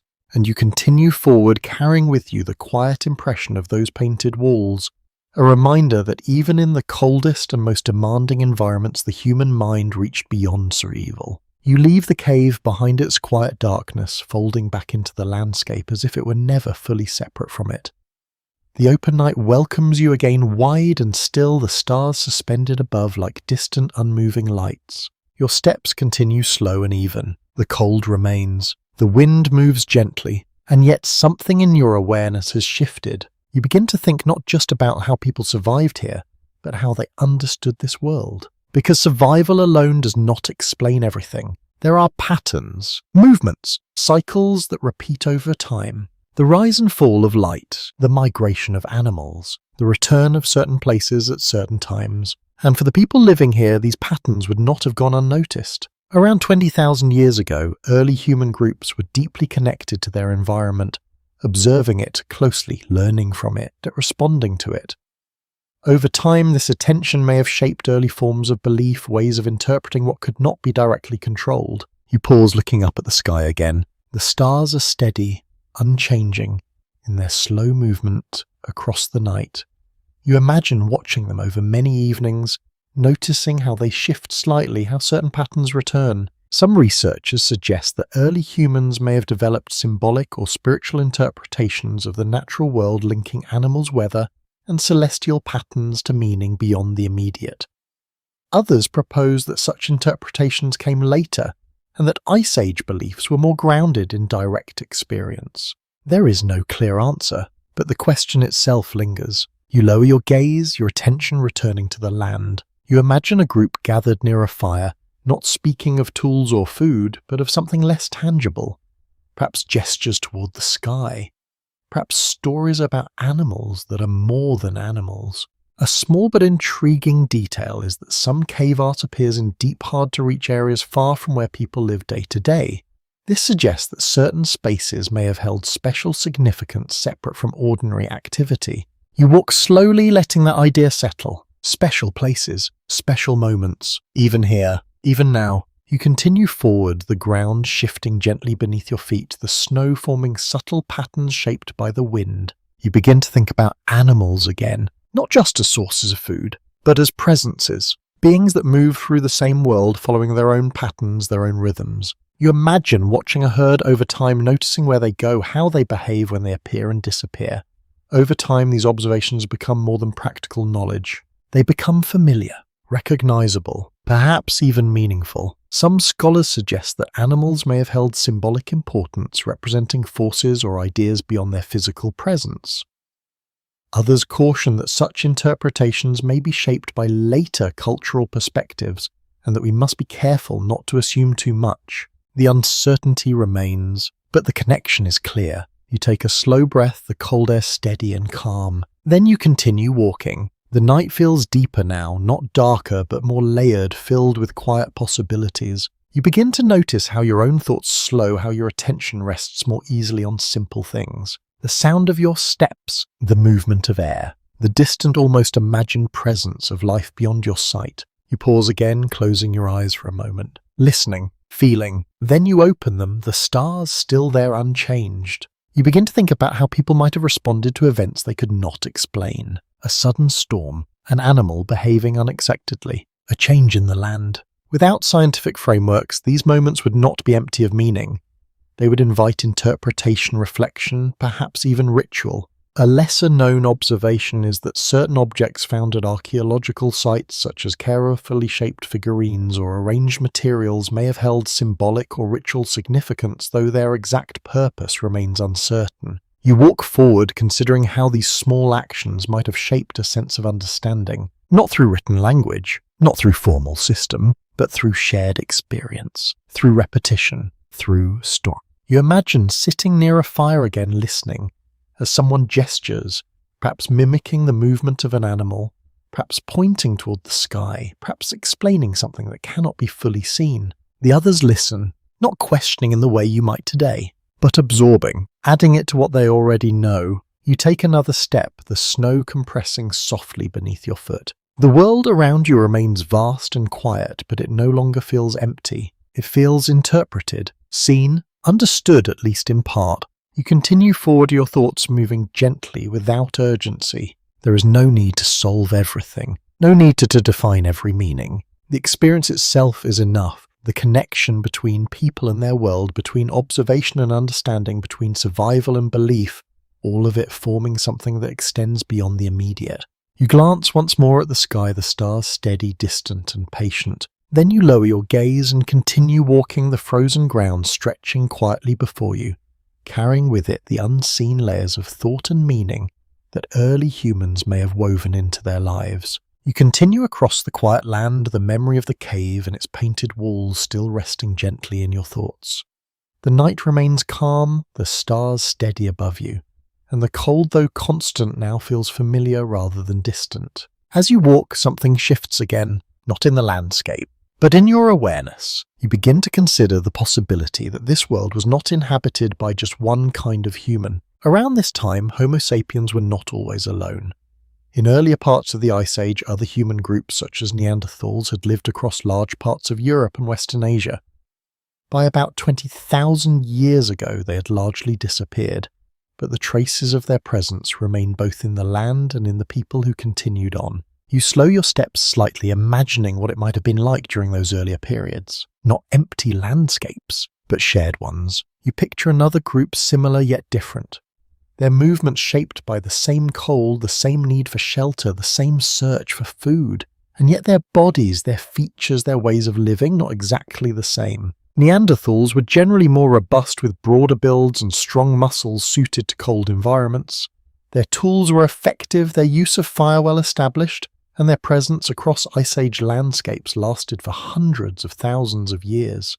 You pause, letting that presence take shape in your mind. Another kind of human, walking, Hunting, resting beside fire. Some researchers suggest that interactions between Homo sapiens and Neanderthals may have included cooperation or exchange, while others believe competition for resources played a larger role. The evidence does not point clearly in one direction, but one thing is certain: they met. A small but fascinating detail is that modern humans outside of Africa carry a small percentage of Neanderthal DNA, indicating that interbreeding occurred at some point in the past. It is a quiet reminder that these encounters were not always distant or hostile. You take a slow breath, the cold air steady in your lungs. The idea of connection across different human groups feels subtle but important. You begin to walk again, your thoughts following the possibility of such meetings. Two groups approaching one another, carefully, cautiously. Not knowing what to expect, the land offers no clear boundaries, no signs to indicate where one group ends and another begins. Encounters would have been unpredictable, shaped by circumstance. Some scholars suggest that these meetings may have been rare given the vast distances and low population densities.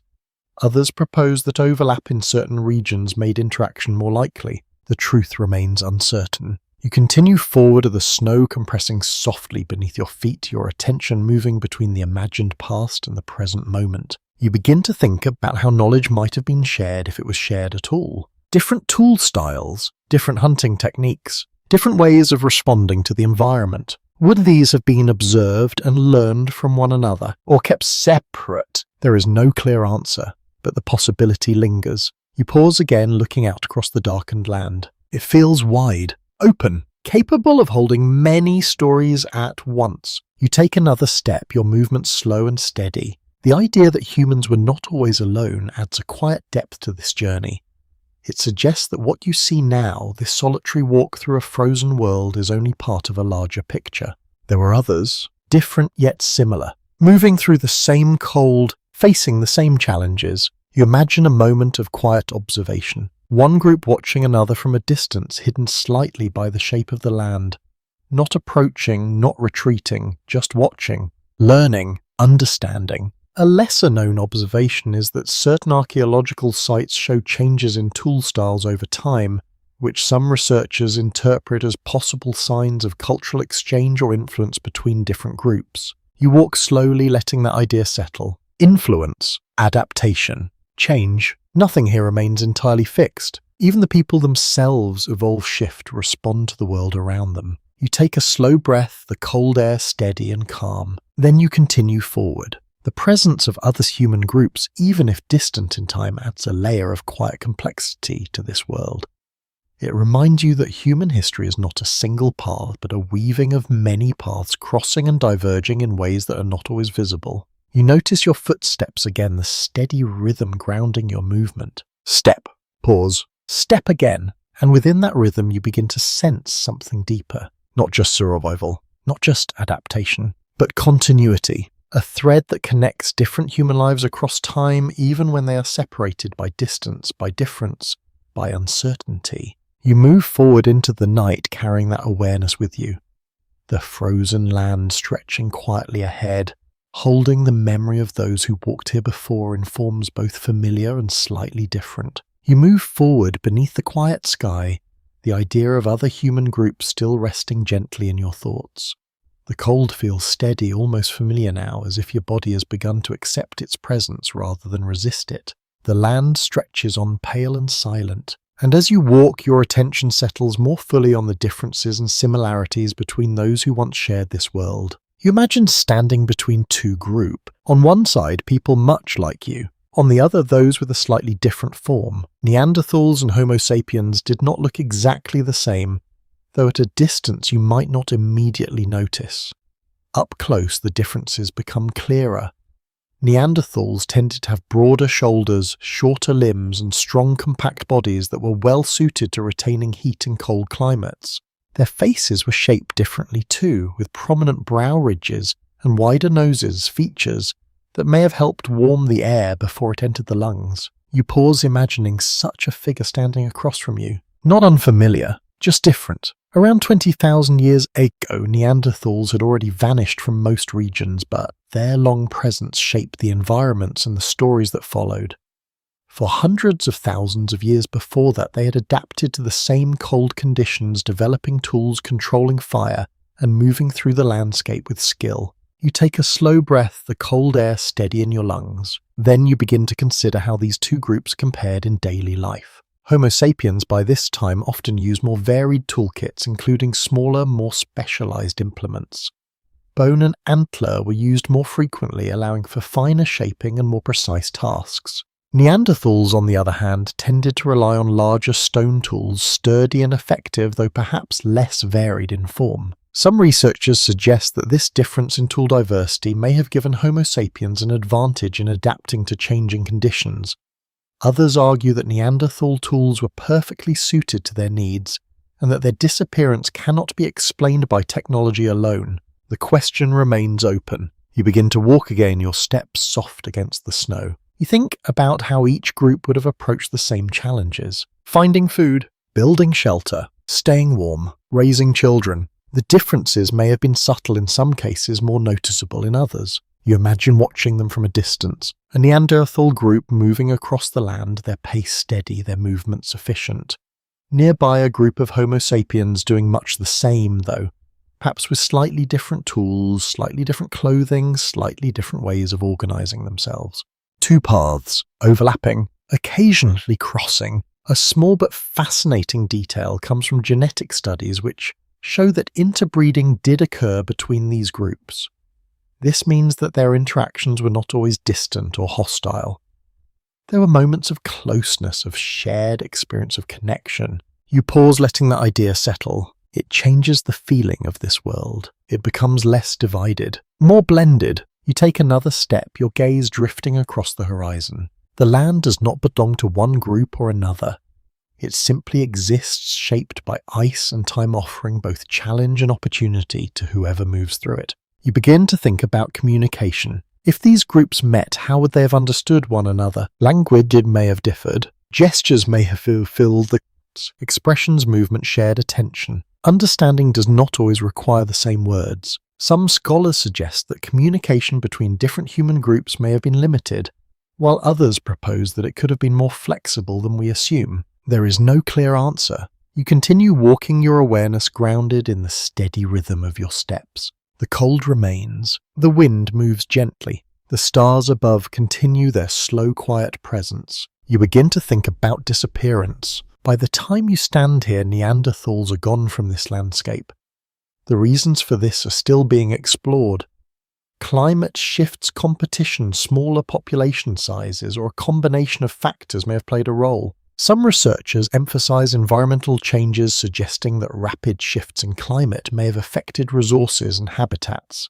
Others point to differences in social networks or adaptability. There is no single explanation that fully accounts for it. You slow your pace slightly, considering how complex such transition must have been. Not a sudden ending, but a gradual fading. You imagine fewer encounters, smaller groups, longer gaps between sightings, until eventually none remain, and yet not entirely gone, because traces continue in tools, in bones, in the genetic patterns carried quietly within modern humans. A lesser-known observation is that certain immune system traits in people today may be linked to Neanderthal ancestry, suggesting that these ancient connections still influence how the body responds to the world. You take a slow breath, the cold air steady and calm. Then you continue forward. The idea that different human groups once shared this world adds a quiet depth to your journey.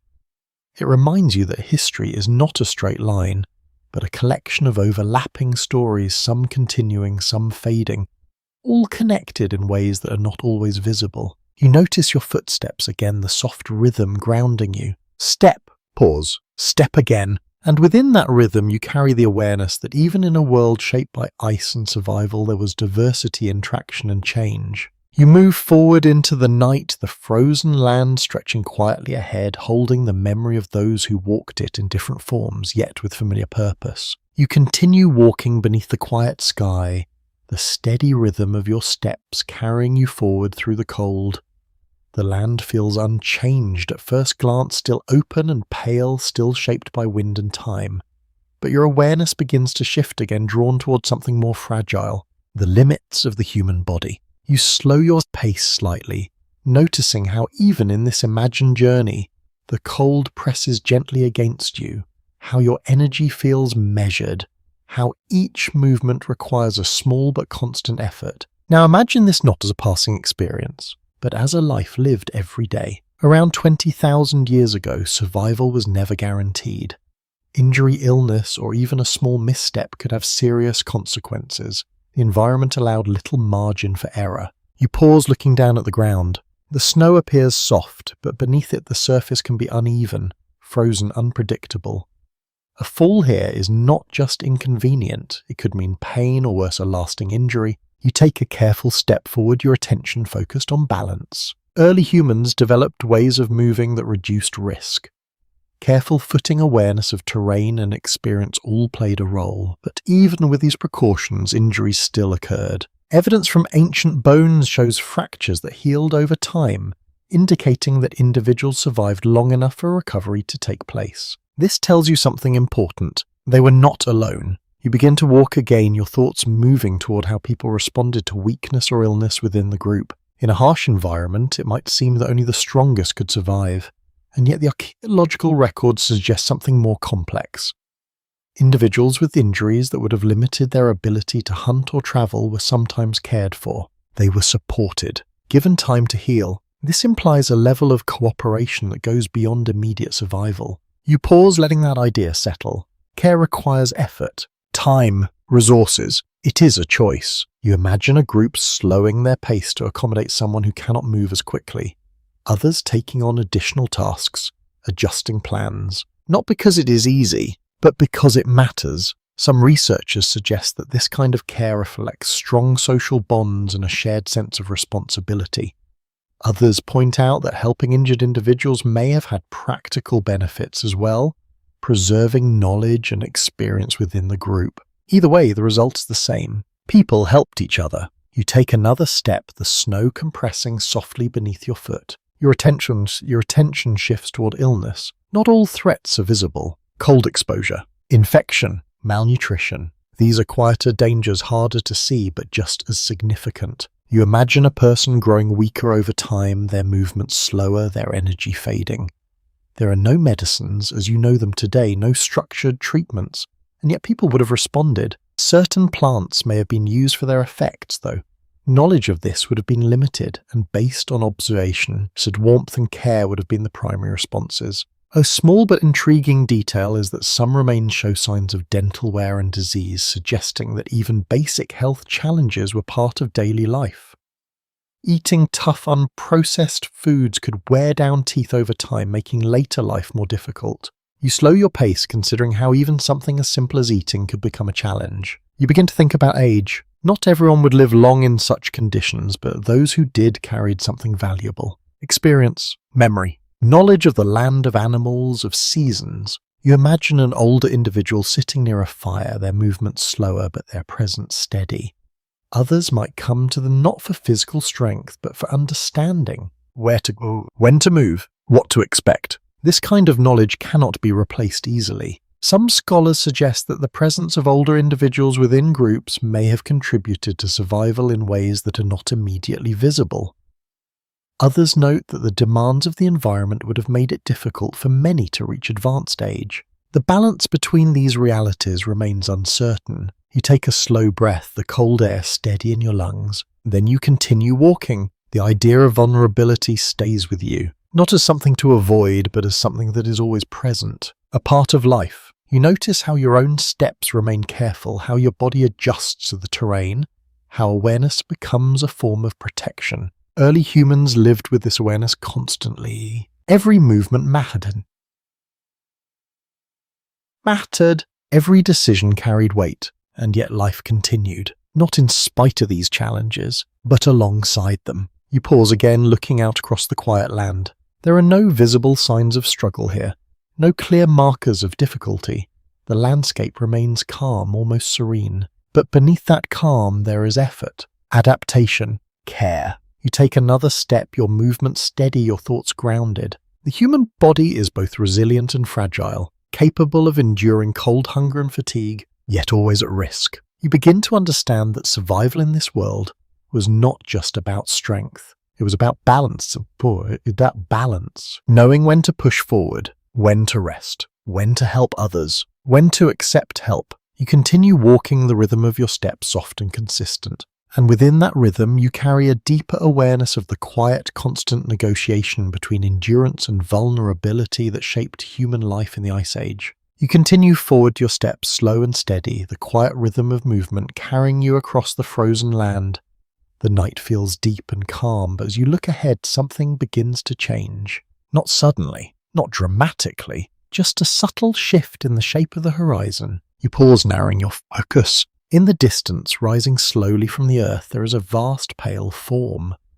At first, it seems like part of the sky, a soft blur where land and air meet, but as you look longer, it becomes clearer. Ice! A massive wall of it. Around 20,000 years ago, large parts of the northern continents were covered by enormous ice sheets, some stretching for thousands of kilometers. These were not small glaciers tucked into mountains. They were continent-sized formations, slowly advancing and retreating over long periods of time. You take a slow breath, the cold air steady in your lungs, and begin to walk toward it. With each step, the scale becomes more apparent. The surface is not smooth. It is shaped by pressure and time, ridged and layered with deep cracks and frozen folds that catch the faint light of the sky. The color shifts between pale white and faint blue, depending on how the light touches it.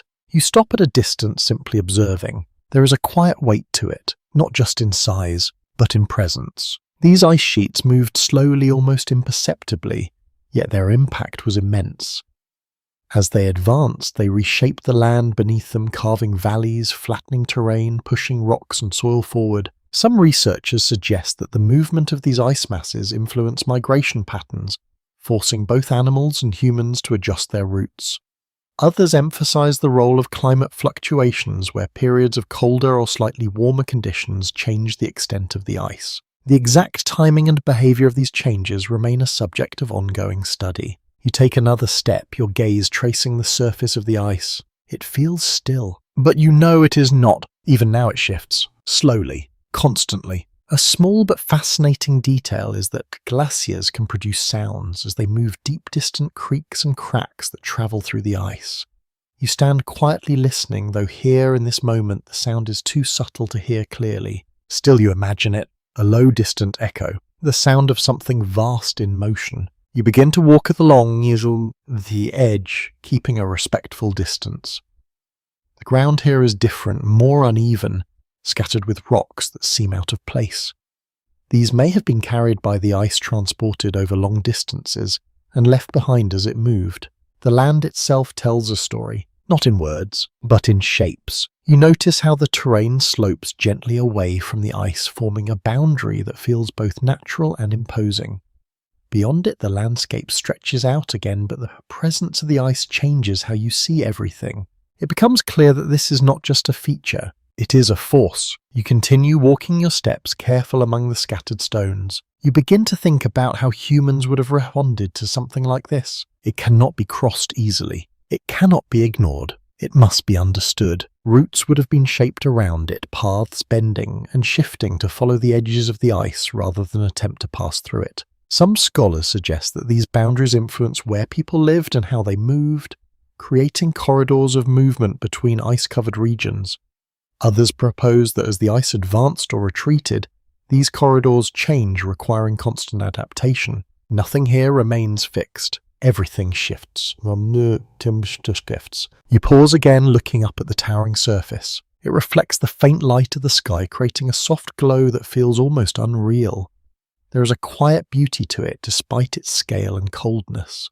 You take a slow breath, feeling the air around you. It is colder here, sharper, as if the presence of the ice intensifies everything. You begin to move again, following the curve of the ice sheet, your path bending with the shape of the land. You imagine animals doing the same, herds adjusting their routes, moving along the edges where food might still be found, and where animals go, humans follow. The connection becomes clear. Movement is not random, it is guided, shaped by forces like this. A lesser-known observation is that as ice sheets retreated, they often left behind lakes and new landscapes, creating opportunities for different forms of life to emerge. But at this moment in time, the ice is still dominant, still defining the world. You continue walking, your awareness expanding to include not just the immediate surroundings, but the larger patterns at play. The cold, the land, the ice, all interacting, all influencing the path of human life. You notice your footsteps again, the steady rhythm grounding you. Step, pause, step again. And within that rhythm, you begin to sense how even something as vast as an ice sheet becomes part of the everyday reality for those who live near it. Not as an abstract concept, but as something to be navigated, respected, lived alongside. You take one last look at the towering wall of ice, its surface quiet, its presence immense. Then you turn, slightly continuing along its edge, the frozen world unfolding slowly before you. You continue along the edge of the immense ice, your path gently curving as the frozen wall guides your direction. The air here feels sharper, clearer somehow, as if the presence of so much ice filters everything into something quieter and more focused. Your steps remain slow, measured, and as you move forward, the land begins to open again. The towering ice recedes slightly behind you, and in its place a broad stretch of ground unfolds. It is still cold, still marked by frost and snow, but something about it feels different, more accessible, more connected. You pause, looking out across this wide expanse. There is a sense, subtle but present, that this land could lead somewhere beyond what you can see, and in a way it does. Around this time in human history, lower sea levels exposed vast areas of land that are now hidden beneath oceans. One of the most well-known of these was a region connecting parts of Asia and North America, often referred to as a land bridge. You take a slow breath, imagining this connection, not as a narrow path, but as a broad open landscape, grasslands, cold, wind-shaped, yet passable. You begin to walk again, your thoughts following this invisible extension of the world. For the people who lived here, there were no signs marking the transition from one continent to another. No borders, no lines, just land continuing, stretching outward, inviting movement. Some researchers suggest that human groups crossed these exposed lands gradually over many generations, rather than in a single migration. Others propose that environmental conditions may have created windows of opportunity periods when crossing became more favourable. The exact timing and patterns remain complex. You continue forward, your gaze drifting across the horizon. It feels as though the land itself is guiding you not with intention but with possibility. You imagine a group moving in this direction, not with the goal of reaching a new continent, but simply following animals, following resources, following the path that seems most promising, step by step, season by season. A small but fascinating detail is that during colder periods, large portions of ocean water were locked in ice, causing sea levels to drop significantly. This revealed areas of land that are now completely submerged, changing the geography of the world in ways that are difficult to fully picture today. You slow your pace, letting that idea settle. The world was different, not just in temperature, but in shape. You take another step, the ground firm beneath your feet. The idea of crossing such vast distances feels less dramatic now, more gradual, more integrated into daily life. It is not a single journey. It is a continuation of many small movements, each one leading naturally into the next. You begin to notice subtle changes in the land. The snow appears thinner in some areas, the ground slightly more varied. Perhaps conditions here are just a little less harsh, allowing for different patterns of life to emerge. You imagine animals moving through this region, herds spreading out across the open space, finding food where it is available. And as always, humans follow. Not blindly, but with awareness. With knowledge passed down, refined over time. Some scholars suggest that these long movements contributed to the spread of human populations across the globe, shaping the distribution of cultures and genetic diversity. Others emphasize that such movements were not uniform, but varied greatly depending on local conditions. The process is not simple, but it is continuous. You pause again, looking out across the vast land. There is no clear sign that you are standing at the edge of one world and the beginning of another.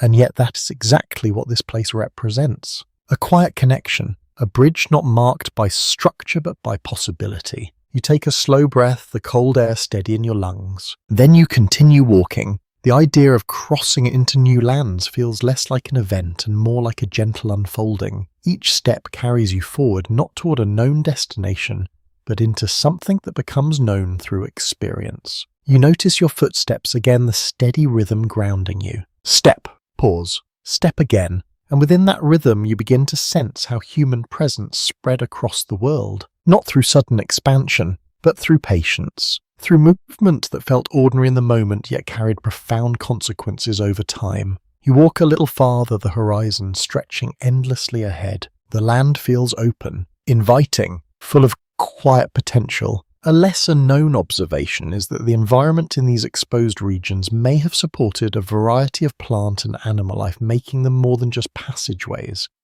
They were places where people could live, not just travel through. You slow your pace, letting that thought settle. This was not just a bridge, it was a world all in itself. You take another step, your movement steady, your awareness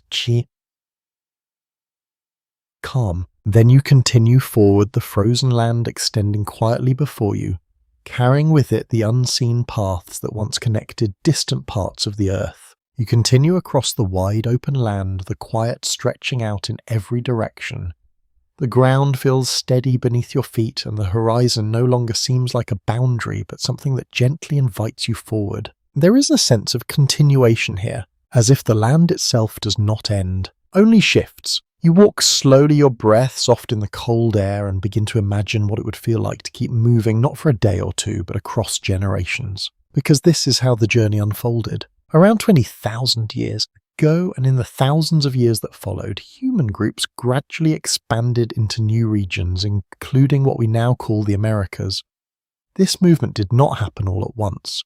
It was a slow process shaped by climate, resources, and opportunity. You pause, looking out across the distantless land. It feels quiet, unclaimed, yet full of possibility. You take another step, imagining a group continuing forward, following the familiar patterns that slowly lead them into unfamiliar territory. They are not explorers in the modern sense. They are simply living, responding to what they find. Some researchers suggest that these early movements into the Americas occurred along coastal routes where resources such as fish and marine animals provided a steady source of food. Others propose that inland paths were also used following the edges of ice sheets where conditions allowed passage. The exact routes remain a topic of ongoing study. You continue walking, your awareness grounded in the steady rhythm of your steps. The land around you begins to feel slightly different. The snow appears more varied, the terrain subtly shifting in texture and form. It is not a dramatic change, but it suggests that the world is not fixed. It evolves. You imagine what it would feel like to enter a place where no one in your group has been before. There would be caution, observation, careful movement. Everything would be new, yet familiar patterns would still guide you. A small but intriguing detail is that some of the earliest evidence of human presence in the Americas includes tools and remains that suggest adaptation to a variety of environments from coastal regions to inland areas.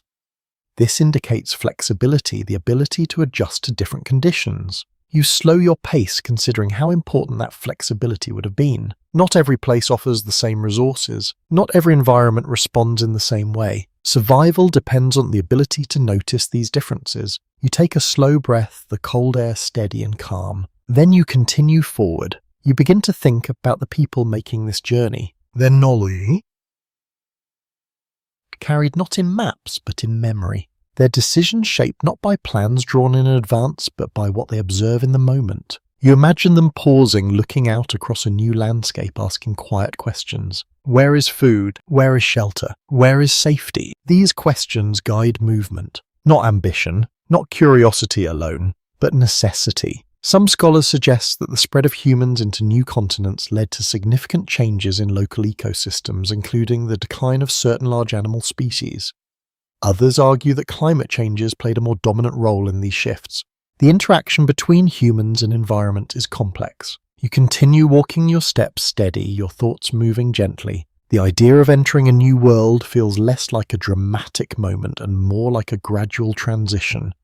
One landscape blending into another, one set of conditions giving way to the next. You notice your surroundings again, the ground beneath your feet, the air against your skin, the distant shapes on the horizon. All of it feels continuous, connected. You pause for a moment, letting that sense of connection settle. There are no sharp lines here, no clear divisions, just a world that changes slowly over time. You take another step, your movement calm and steady. The journey into new lands is not marked by a single moment of arrival. It's marked by countless small steps, each one building on the last, each one carrying knowledge forward. A lesser-known observation is that early human groups may have spread into these new regions over long periods, with different groups arriving at different times rather than a single wave of movement. This adds another layer to the story. Not one path, but many. You continue forward, the quiet landscape stretching before you. The cold remains steady, the sky wide, the ground firm beneath your feet. And within this calm, you begin to sense how these gradual movements shape the human story in ways that are still felt today. You notice your footsteps again. Step, pause, step again, a simple rhythm, yet one that carries you across vast distances through changing lands into new spaces. You move forward into the quiet, the world unfolding, gently ahead, holding within it the traces of journeys that never felt extraordinary in the moment, yet changed everything over time. You continue forward your steps, steady, your breath soft in the cold air. The landscape stretches quietly around you, but something begins to shift again, not in a sudden way, but gradually, almost gently. The world is changing. You pause, noticing the ground beneath your feet. The snow is still present, but thinner in places, revealing patches of darker earth. The air feels slightly different too.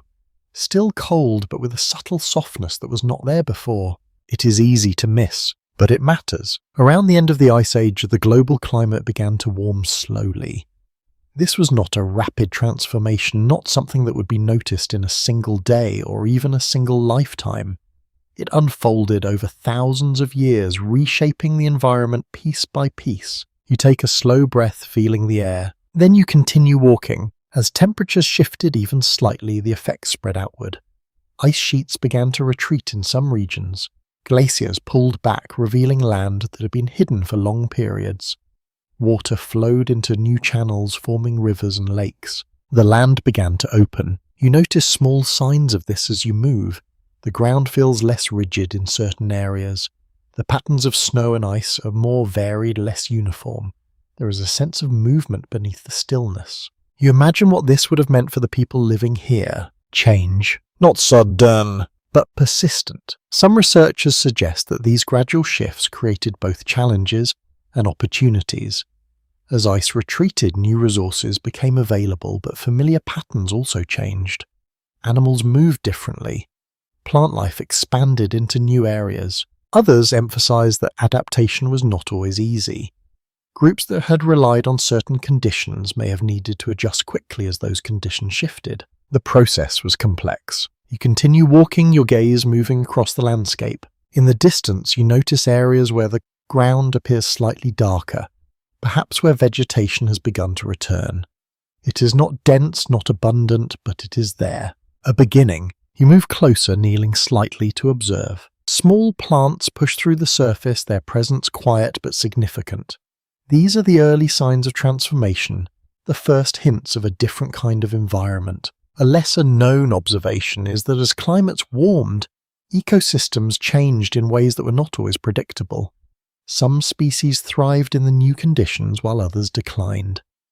The balance between them shifted over time. You stand again, your thoughts following these changes. You begin to think about how humans would have responded. Movement patterns would shift. Routes that once followed the edges of ice might now extend into newly exposed land. Food sources would change, requiring new knowledge, new strategies. You take a step forward, your movement calm and deliberate. Adaptation is not a single action. It is a continuous process. You imagine a group noticing these changes slowly over many seasons. The place where they once found certain animals no longer offers the same opportunities. A new area begins to show promise. They adjust, not dramatically, but steadily. Some scholars suggest that these environmental changes may have encouraged more frequent use of certain areas, leading to longer stays in one place. Others propose that mobility remained important even as conditions became less extreme. The balance between movement and settlement begins to shift. You pause, looking out across the land. The world feels slightly more varied now, less uniform, more layered. You take a slow breath, the air steady and calm. Then you continue walking. The idea of change stays with you, not as something disruptive, but as something constant. The Ice Age was never truly still. Even at its coldest, the world was always moving, always adjusting. You notice how your own perception shifts with this understanding. The land is not fixed, it evolves. You begin to think about how this gradual warming would shape the future. Forests may begin to expand, rivers may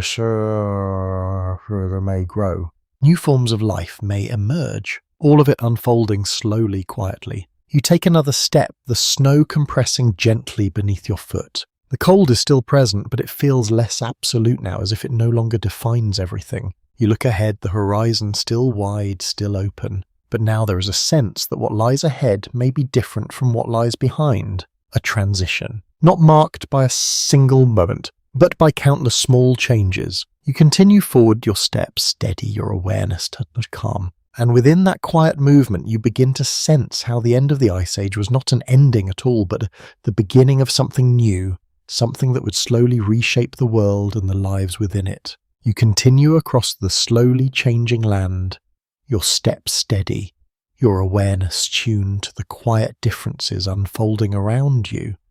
The cold still lingers, but it no longer feels as absolute as before. There are small variations now, subtle shifts in texture and colour, in the way the ground responds beneath your feet.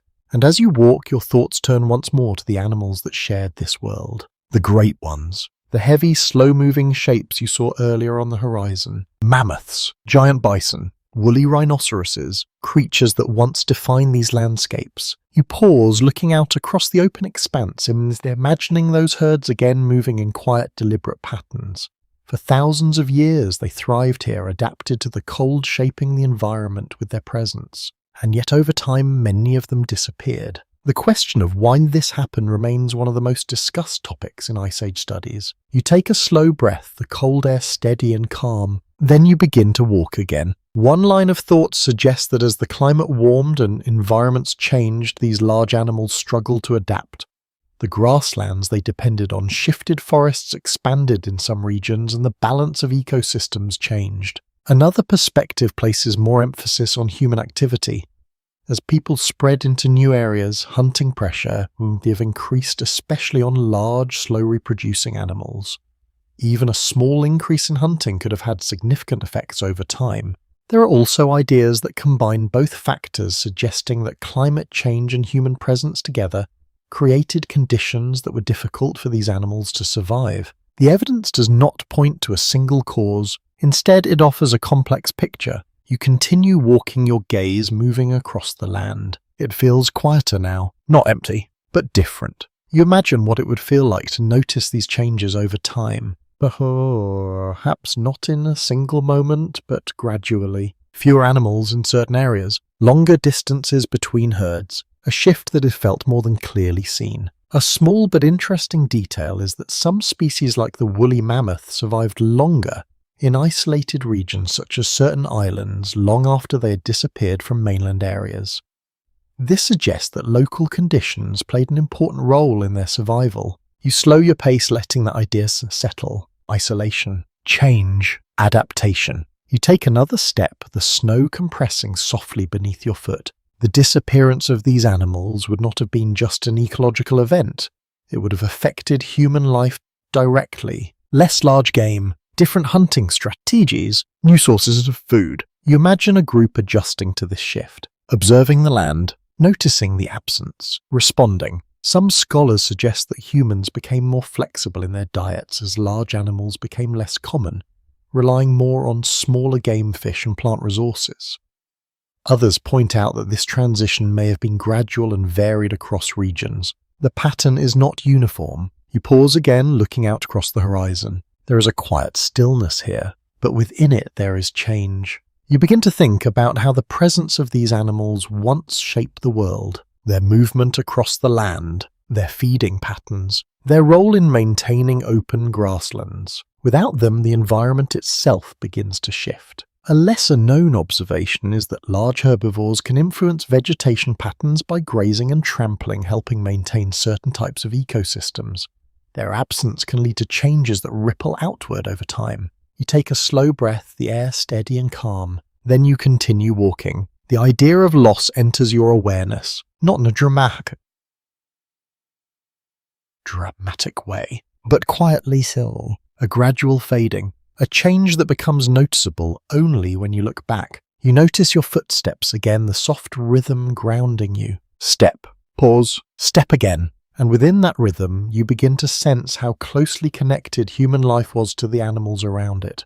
Their presence provided feed, materials, guidance for movement. Their absence required adjustment. You continue forward, the land stretching quietly ahead. The cold remains, the sky wide. But the world feels different now, shaped not only by what is here, but by what is no longer present. You take another step, your movement steady, your thoughts calm. And within this quiet journey, you begin to understand that the Ice Age was not only a time of endurance and adaptation, but also a time of transition where entire ways of life slowly shifted, leaving behind traces that can still be sensed even in silence. You continue forward, the quiet land stretching gently ahead, your steps steady and unhurried. The air feels slightly softer now, though the cold still lingers woven into everything around you. There is a sense of transition, not complete, but unfolding. You notice it in the ground first. The snow is thinner here, breaking apart in patches that reveal damp, darker soil beneath.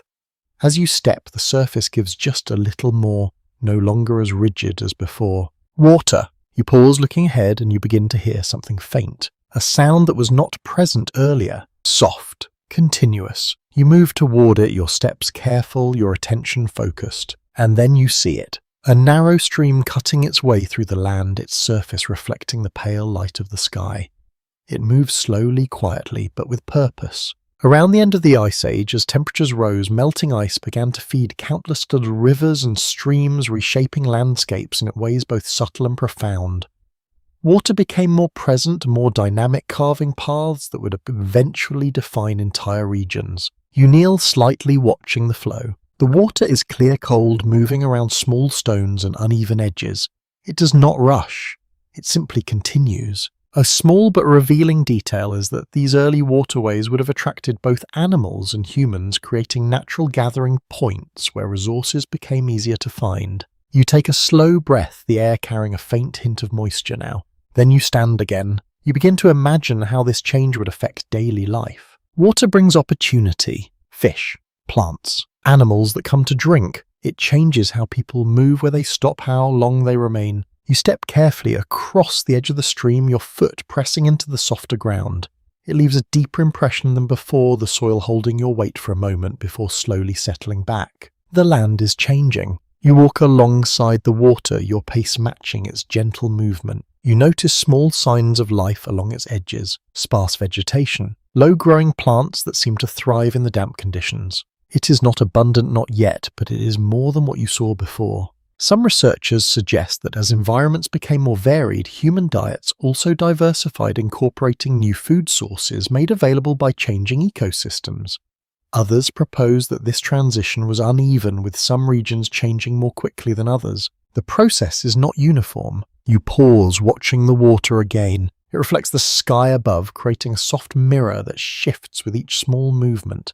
The sound it makes is calming, steady, different from the silence of the frozen plains. You imagine a group stopping here, setting down their belongings, taking a moment to rest and to rest. Water would have been essential not just for drinking, but for preparing food, cleaning, and sustaining life in general. A lesser-known observation is that access to reliable water sources may have influenced where people chose to stay longer, even before permanent settlements became common. You begin to walk again, following the curve of the stream as it leads you forward. The landscape feels more alive now. Not louder, just more layered. You begin to think about how this shift would feel over time, not as a sudden transformation, but as a gradual awareness. More water, more plants, different patterns of movement. You take a slow breath, the air steady and calm. Then you continue forward. The ground beneath your feet becomes slightly more varied, with small patches of grass appearing here and there. It is still sparse, still fragile, but it hints at what may come. You notice how your steps change. The surface is less predictable, requiring more attention, but also offering more variation. You pause again, looking out across the land. The open plains are still there, but they are no longer uniform. They are beginning to break into different textures, different environments. Streams. patches of vegetation, areas of exposed soil, all of it forming a more complex landscape. Some scholars suggest that these changes may have encouraged humans to spend longer periods in certain areas as resources became more reliable. Others argue that mobility remained important even as conditions improved. The balance continues to shift. You take another step, your movement steady, your awareness grounded. The presence of water changes everything. It brings life, movement, opportunity. You follow the stream a little farther, the sound of it becoming part of the rhythm of your walk. And within that rhythm, you begin to sense how the end of the Ice Age was not just about the retreat of ice, but about the return of flow of movement of life spreading gently across the land once more. You follow the quiet stream as it curves gently through the land, your steps matching its slow and steady pace. The air feels softer here, carrying a faint scent of damp earth, something that was missing from the frozen plains you crossed before. The world is changing again, not in a way that demands attention, but in a way that invites it. You pause and look outward. Beyond the thin line of water, the landscape begins to show more variation. The ground is no longer just pale and uniform. Patches of green appear small at first, scattered and tentative but unmistakable. Plants are returning. Around this time, as the Ice Age slowly loosened its hold, vegetation began to spread into areas once dominated by cold grasslands. In some regions, shrubs and early forests started to take shape, transforming the environment in quiet but lasting ways. You take a slow breath, noticing the difference. The air feels fuller, richer. You step off the edge of the stream and walk toward one of the green patches. As you get closer, you see that it's made up of low plants, their leaves small but resilient, pushing up through the soil. You crouch slightly, observing them. Life here feels delicate but determined. A small but fascinating detail is that certain plant species were among the first to return after glacial retreat, often those able to survive in poor soil and colder conditions. These early plants helped prepare the ground for more complex ecosystems to follow. You stand again, your gaze moving across the land. The changes are subtle, but they add up. More plants, more variation, more signs of life. You begin to imagine how this would affect the people moving through these regions. New food sources become available. Different animals begin to appear drawn by the changing environment. The landscape offers more options, but also more complexity. Some researchers suggest that as plant life expanded, human diets may have shifted to include a wider variety of gathered foods. Others note that reliance on hunting likely remained important, especially in colder areas where vegetation was still limited. The pattern is not simple. You continue walking your steps soft against the uneven ground. The presence of plants changes how the land feels beneath your feet. It is less rigid, more varied, requiring you to adjust your balance more frequently. You notice small movements near the ground. Insects, perhaps. Tiny, easy to miss, but present. It adds another layer to your awareness. This is no longer just a world of ice and large animals. It's becoming something more intricate. You pause again, looking out across the horizon. In the distance, you see darker shapes rising slightly above the land. Trees, not dense forest, not yet, but small clusters beginning to take hold. You walk toward them, your pace calm, your attention focused. As you approach, the ground changes again, becoming softer, covered with a mix of soil and plant material. The air feels different here, slightly warmer, protected from the wind by the presence of the trees.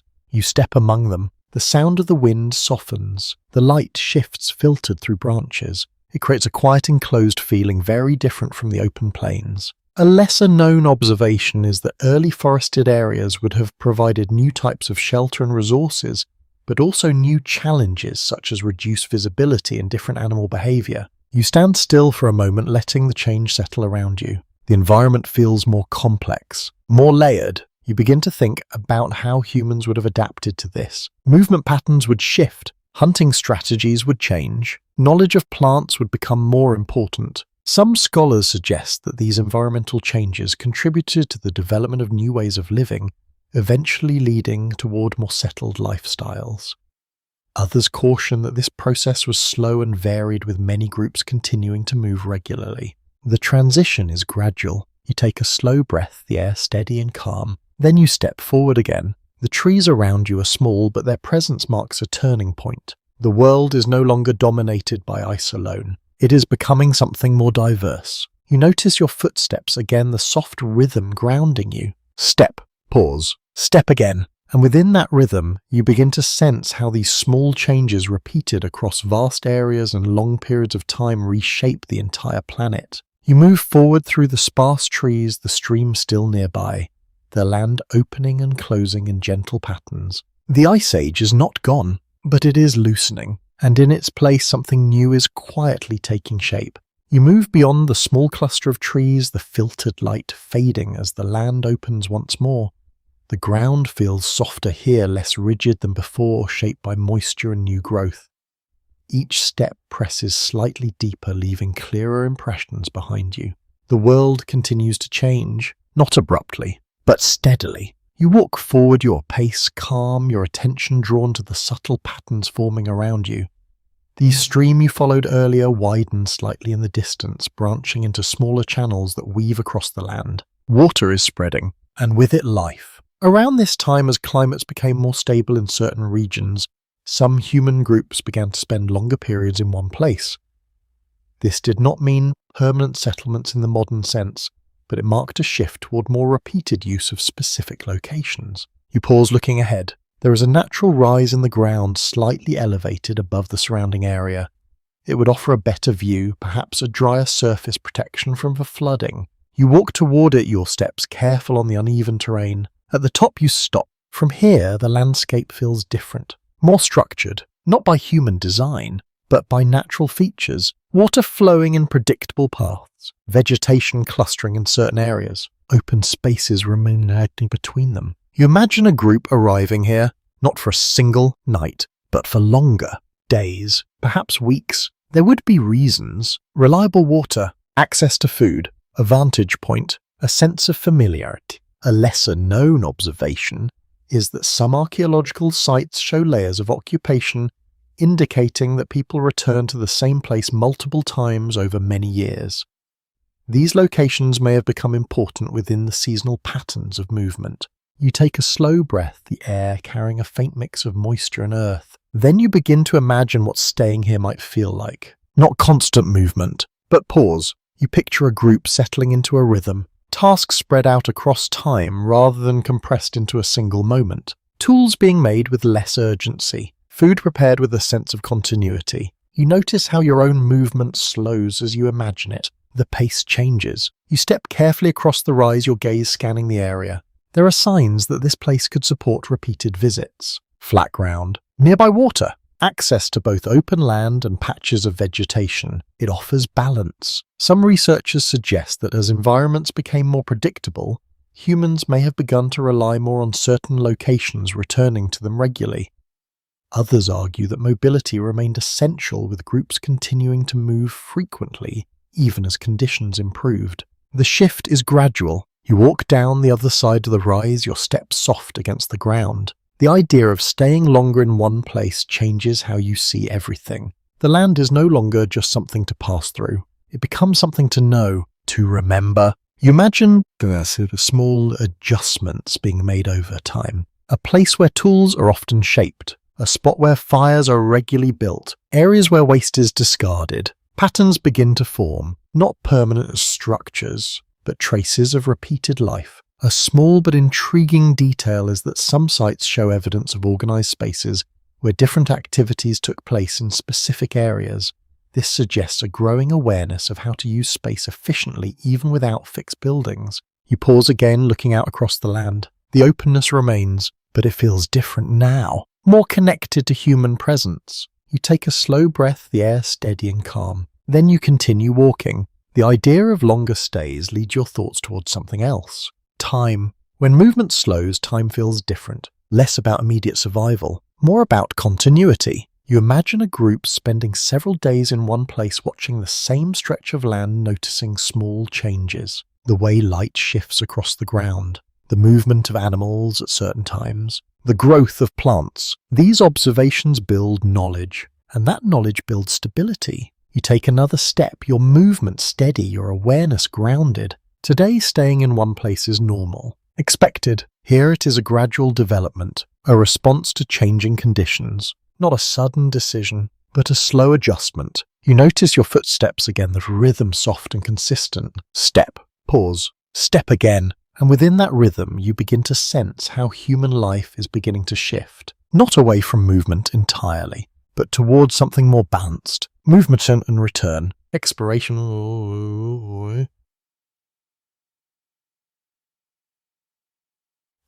Familiarity. You walk forward, the land stretching gently ahead, the stream glinting in the distance, the trees forming small quiet clusters. The ice age is fading, and with it a new way of living is beginning to take shape, not yet fully formed, but quietly emerging through these subtle repeated choices. You move forward from the rise, the land opening again into a gentle mix of water, soil, and scattered growth.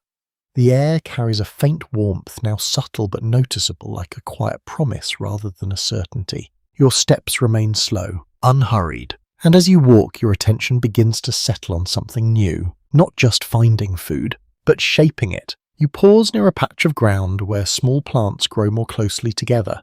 They are not wild in a chaotic sense. There is a pattern here, faint but present, as if certain areas are beginning to hold more consistent life than others. You crouch slightly observing. These are not crops in the modern sense. There are no fields, no rows, no tools designed for farming as you know it. And yet around this time, some human groups may have begun to notice something important. That certain plants return, that seeds fall and grow again, that places where food once appeared might offer it again under the right conditions. You take a slow breath, the air steady and calm. Then you stand. You begin to imagine what this awareness might feel like. At first it would be simple, noticing, remembering, returning. Over time, small actions might follow. Clearing an area, dropping seeds unintentionally,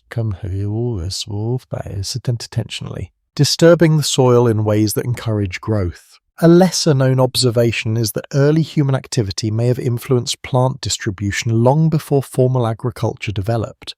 Even simple actions repeated over time could change which plants grew in certain areas. You take a step forward, your movement careful on the softer ground. The idea of shaping the land is still faint, not deliberate in a structured way, but present. You imagine a group returning to this same spot after some time, recognizing it, noticing that certain plants have grown again, perhaps in greater numbers, perhaps in more predictable patterns. Some researchers suggest that these early interactions with plants laid the groundwork for later agricultural practices. Others emphasize that true farming would not emerge until much later, and that during this time humans remained primarily hunters and gatherers. The line between these stages is not clear. You continue walking, your gaze moving across the landscape. The stream still flows nearby. The patches of vegetation spread slowly outward. The land feels more alive, more responsive. You begin to think about how this might change daily life. Food becomes not just something to search for, but something to anticipate, to remember, to return to. You take another step, the ground pressing softly beneath your foot. The rhythm of movement remains, but it feels different now, less urgent, more measured. You imagine someone gathering seeds not with the intention of planting them, but simply as part of collecting food. Some fall along the way, some remain in the ground. Over time, these small unplanned actions begin to shape the environment. It is not control, it is influence. A small but interesting detail is that in some regions, evidence suggests that people may have intentionally managed certain plants by clearing competing growth or encouraging desirable species. These actions are subtle, but they mark a shift in how humans relate to the land. You pause, letting that idea settle. The relationship is changing from following to interacting to shaping even in small ways. You take a slow breath, the air carrying the faint scent of soil and plant life. Then you continue forward. The land beneath your feet feels different with each step, not just in texture, but in meaning. It's no longer just a place to move through. It becomes something that responds. You imagine a group spending time here not just passing through, but engaging with the environment in small, repeated ways. Gathering, observing, returning. Some scholars suggest that these early steps toward plant management were part of a long transition that eventually led to agriculture. Others argue that such practices were limited and did not represent a direct path toward farming. The interpretation varies. You continue walking, your awareness calm and steady. The idea of early cultivation, even in its most subtle form, adds another layer to your understanding of this world. It is not just about survival. It is about interaction, adaptation not only to the environment but with it. You notice your footsteps, again the soft rhythm grounding you. Step, pause, step again. And within that rhythm you begin to sense how even the smallest actions repeated over time can lead to significant change. You move forward, the stream beside you, the plants growing quietly, the land shifting gently with each passing moment. The ice age continues to fade, and in its place new possibilities begin to take root slowly, quietly, almost unnoticed at first. You continue along the softening ground, the quiet rhythm of your steps now accompanied by the faint sounds of water and the subtle presence of growing life. The air feels calmer, less sharp than before, and the land no longer seems distant or untouched. It feels remembered. You pause for a moment, looking back, not at a specific place, but at the path you have taken, the frozen plains, the distant herds, the shelters and fires, the quiet nights beneath endless stars. All of it still exists behind you, even if it is no longer in front of you. And as you stand there, your thoughts begin to turn towards something less visible: memory. Around this time, as human groups continued to move, adapt and change, they also carried something with them that did not depend on tools or environment. Experience, stories, knowledge shaped by countless small moments. You take a slow breath, the air steady and calm. Then you begin to walk again. You imagine a group sitting together at the end of a long day, the fire low, the light soft. Someone begins to speak, not urgently, not loudly, but steadily. They recall a place, a hunt, a season when the cold came early, or when the animals moved in unexpected ways. These are not just stories for passing time. They are memory made useful. A small but fascinating detail is that oral traditions, though not preserved directly from this time, are believed to have existed in early forms, helping groups remember important information across generations. You continue walking your steps, slow and even. The idea of memory begins to feel as important as any tool you have imagined. It guides movement, it shapes decisions, it connects the past to the present. You notice how the land around you reflects this idea. Certain places feel familiar even if you have only just arrived. A rise in the ground, a bend in the stream, a cluster of trees. These landmarks would have been remembered, not marked on maps, but carried in the mind. Some researchers suggest that early humans developed strong spatial memory, allowing them to navigate large areas without written records. Others propose that this knowledge was shared within groups, with individuals contributing different pieces of understanding. The process is not fully known, but its effects are clear. You take another step, the ground soft beneath your foot. You begin to think about how memory changes over time, not perfectly preserved, but shaped, refined, sometimes simplified, sometimes expanded. You imagine a story told many times, each telling slightly different, each shaped by the speaker, the listener, the moment, and yet the core remains: the place, the lesson, the experience. A lesser-known observation is that repeated use of certain locations may have strengthened these memories, turning specific places into important points within a group's shared understanding of the land. You pause again, looking out across the landscape. The stream flows quietly. The plants grow slowly. The trees stand in small clusters. All of it feels connected, not just physically, but through experience. You take a slow breath, the air steady and calm. Then you continue walking. The idea of memory adds depth to everything you have seen. The Ice Age is not just a period of cold and survival. It is the time of learning, of remembering, of passing knowledge forward. You imagine a child listening to a story for the first time, their attention focused, their understanding just beginning to form. Over time, that story becomes part of them, guiding their own actions in the future. You take another step, your movement steady. Today, memory is often supported by writing, by technology, by systems that preserve information externally. Here, everything must be carried within people themselves. It makes each story more valuable, each piece of knowledge more important. You notice your footsteps again, the rhythm soft and consistent. Step, pause, step again, and within that rhythm you begin to sense how the past is never truly gone. It moves with those who remember it. You continue forward, the land stretching gently ahead, the quiet presence of water and growth surrounding you. The Ice Age may be fading, but its memory remains carried forward through the people who lived it, shaping the world that follows in ways both seen and unseen. You continue forward to the land now, a quiet blend of water, soil, and early growth, your steps steady, your breathing slow and even.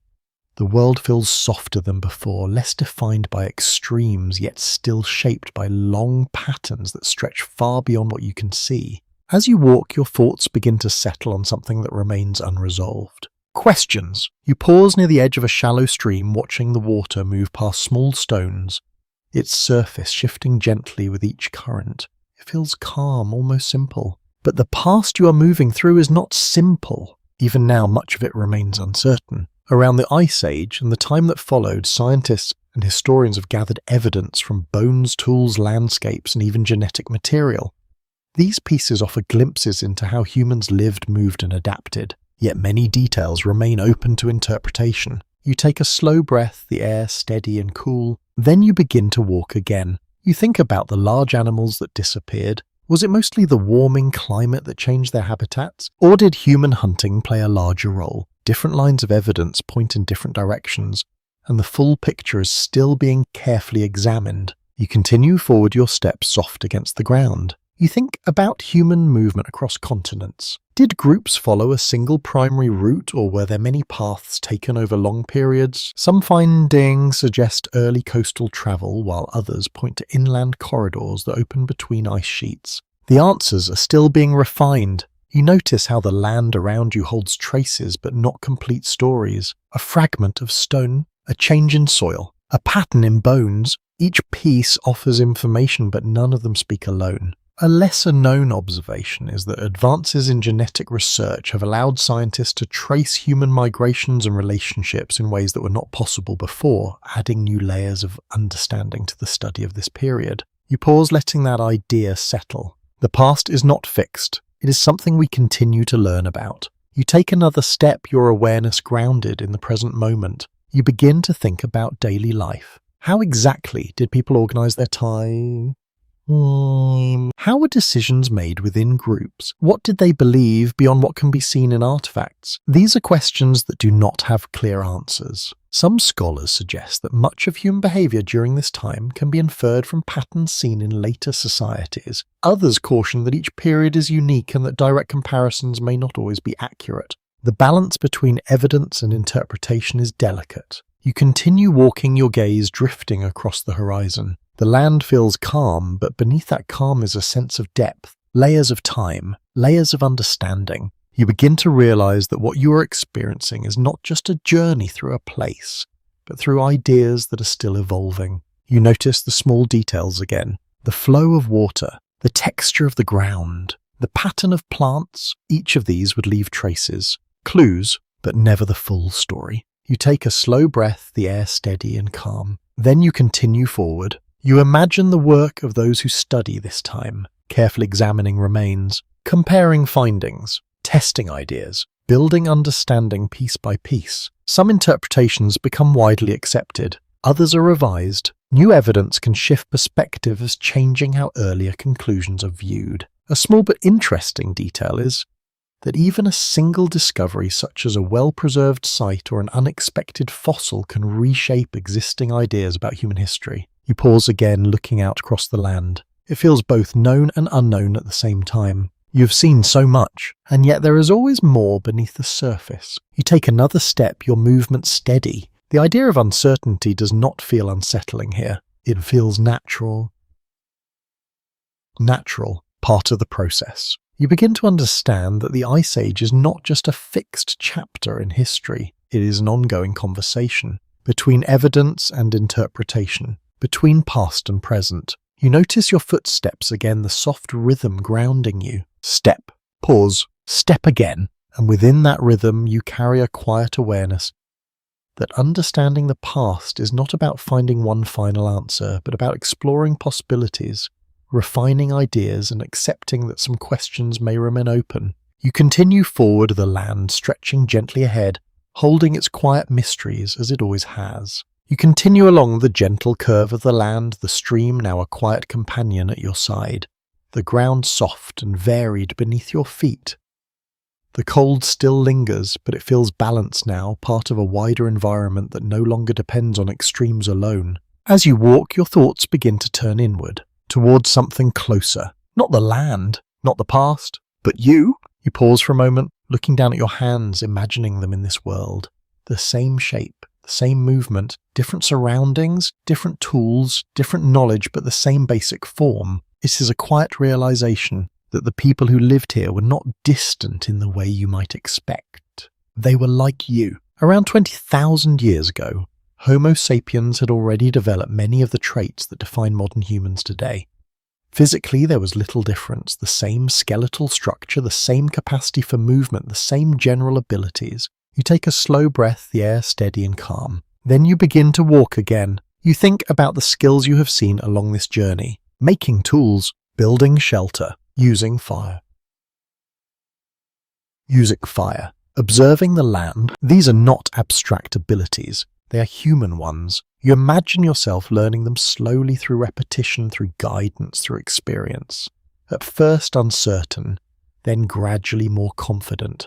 The difference between past and present begins to feel smaller, not in comfort, but in capability. A small but fascinating detail is that many traits that helped humans survive in the Ice Age, such as endurance, adaptability, and problem-solving, are still present today, even if they are not always used in the same way. You take another step, your movement steady. You begin to think about how much of this past remains within you, not in memory, but in biology, in instinct, in the way your body responds to cold, to hunger, to movement. Some researchers suggest that certain genetic traits, including those related to metabolism and immune response, were shaped during this period and continue to influence human populations today. Others emphasize that cultural development has had an equally strong impact, shaping how these traits are expressed. The connection is complex. You continue walking, your gaze drifting across the landscape. The world feels calmer now, less defined by survival alone. And yet the foundation remains. You think about the rhythm of your use. Step, pause, step again. It is simple, but it is also ancient. This same rhythm carried people across continents through changing climates, across frozen land and emerging forests. You pause again, letting that idea settle. You begin to imagine how these early experiences shape the way humans think. Awareness of environment, attention to detail. Ability to adapt. These are not just skills. They are patterns of thought. Some scholars suggest that the challenges of the Ice Age may have encouraged greater cooperation and communication, strengthening social bonds and shared knowledge. Others point out that human cognitive abilities were already well developed before this period, and that the Ice Age simply provided a context in which they were expressed. The perspective. You take a slow breath, the air steady and calm. Then you continue forward. You begin to notice how your surroundings feel less distant now. The stream, the plants, the ground beneath your feet, all of it feels connected to something familiar. You imagine a person from this time standing where you are, looking out across the same land. Their thoughts may not be the same. Their knowledge may be different. But their awareness, their presence, their experience of the moment, that may not be so different at all. A lesser known observation is that studies of ancient footprints suggest that walking patterns and movement speeds of early humans were similar to those of people today, reinforcing the idea of physical continuity across time. You take another step, your movement calm and steady. The idea of connection deepens. The Ice Age is not just something that happened long ago. It is part of what shaped you. In ways that are quiet, subtle, but real. You notice your footsteps again, the soft rhythm grounding you. Step, pause, step again. And within that rhythm, you begin to sense how the past continues not as something separate, but as something carried forward, woven into the present. You continue walking the land, stretching gently ahead, the quiet world holding both distance and familiarity at the same time. You continue forward your steps, soft against the earth. The quiet rhythm carrying you through a landscape that now feels both distant and familiar at the same time. The stream moves gently beside you. The scattered trees stand calmly in the dim light, and the cold air rests lightly against your skin. Everything Everything feels settled, balanced, as if the long journey has brought you to a place where nothing needs to change anymore. You slow your pace, letting your attention soften. There is no urgency here. No need to search. No need to follow. Only something to understand. Around 20,000 years ago, the Ice Age shaped human life in ways that extended far beyond the cold itself. It influenced movement, survival strategies, social structures, and the gradual shifts that would lead to entirely new ways of living. You pause, looking out across the land one final time. The frozen plains you once crossed, the towering ice, the distant herds, the shelters, the firelight in the dark. All of it forms a continuous thread, not separate moments, but one long experience. Once you take a slow breath, the air steady and calm. Then you begin to walk again, though your steps are even softer now, as if you are moving through memory rather than place. You begin to notice how everything connects. The tools shaped by careful hands, the clothing made to hold warmth close, the movement across vast distances, the quiet cooperation within small groups, the awareness of land, water, and seasons. None of these stand alone. They form a system, a way of living that allowed humans to endure one of the most demanding periods in Earth's history. A small but meaningful detail is that many of the behaviors developed during this time, such as sharing resources and adapting to environmental change, remain central to human societies today, even if expressed in different ways. You pause again, letting that idea settle. The Ice Age did not simply end. It transformed, and in doing so, it left something behind, not just in the land, but in people. Some researchers suggest that the challenges of this period encouraged innovation and flexibility, shaping the development of human culture in lasting ways. Others emphasize that these traits were already present and that the Ice Age simply revealed their importance. Either way, the influence remains. You take another step, your movement calm and steady. The landscape around you feels quite complete, not because it has stopped changing, but because you have seen it enough to understand its rhythm. You notice your footsteps one last time. Step, pause, step again, the same simple pattern that has carried you through everything. And now, as you continue forward, that rhythm begins to slow even more. The stream becomes quieter, the wind softer, the shapes of the land less defined. You begin to feel the distance growing, not in space, but in time. The Ice Age fades gently behind you, not disappearing, but becoming something you have passed through, something you carry with you. You take a slow breath, the air soft and calm, and you let your steps slow even further. The world grows quieter, the details soften, the movement becomes still. You come to a gentle stop, looking out across the landscape that now feels like a memory settling into rest. And for a moment there is only stillness, only quiet, only the soft awareness of everything that has come before. You allow that feeling to settle, to become calm, to become distant, and slowly, gently, the journey comes to rest. The night deepens around you. The air feels calm and steady, no longer sharp, no longer demanding. The land you have walked across begins to soften in your memory, its details blending into something quieter, something more distant. You no longer need to follow the ground beneath your feet. You no longer need to listen for distant movement. Everything has already unfolded. You can imagine the stream continuing its slow path, the trees standing quietly in the dim light, the distant plains stretching beyond sight. All of it remains, but it no longer asks anything of you. Your breathing slows, even, steady. The cold that once surrounded you feels far away, now replaced by a gentle stillness that settles deeper with each passing moment. You might notice how easily your thoughts begin to drift, no longer focused on details, but moving softly between them.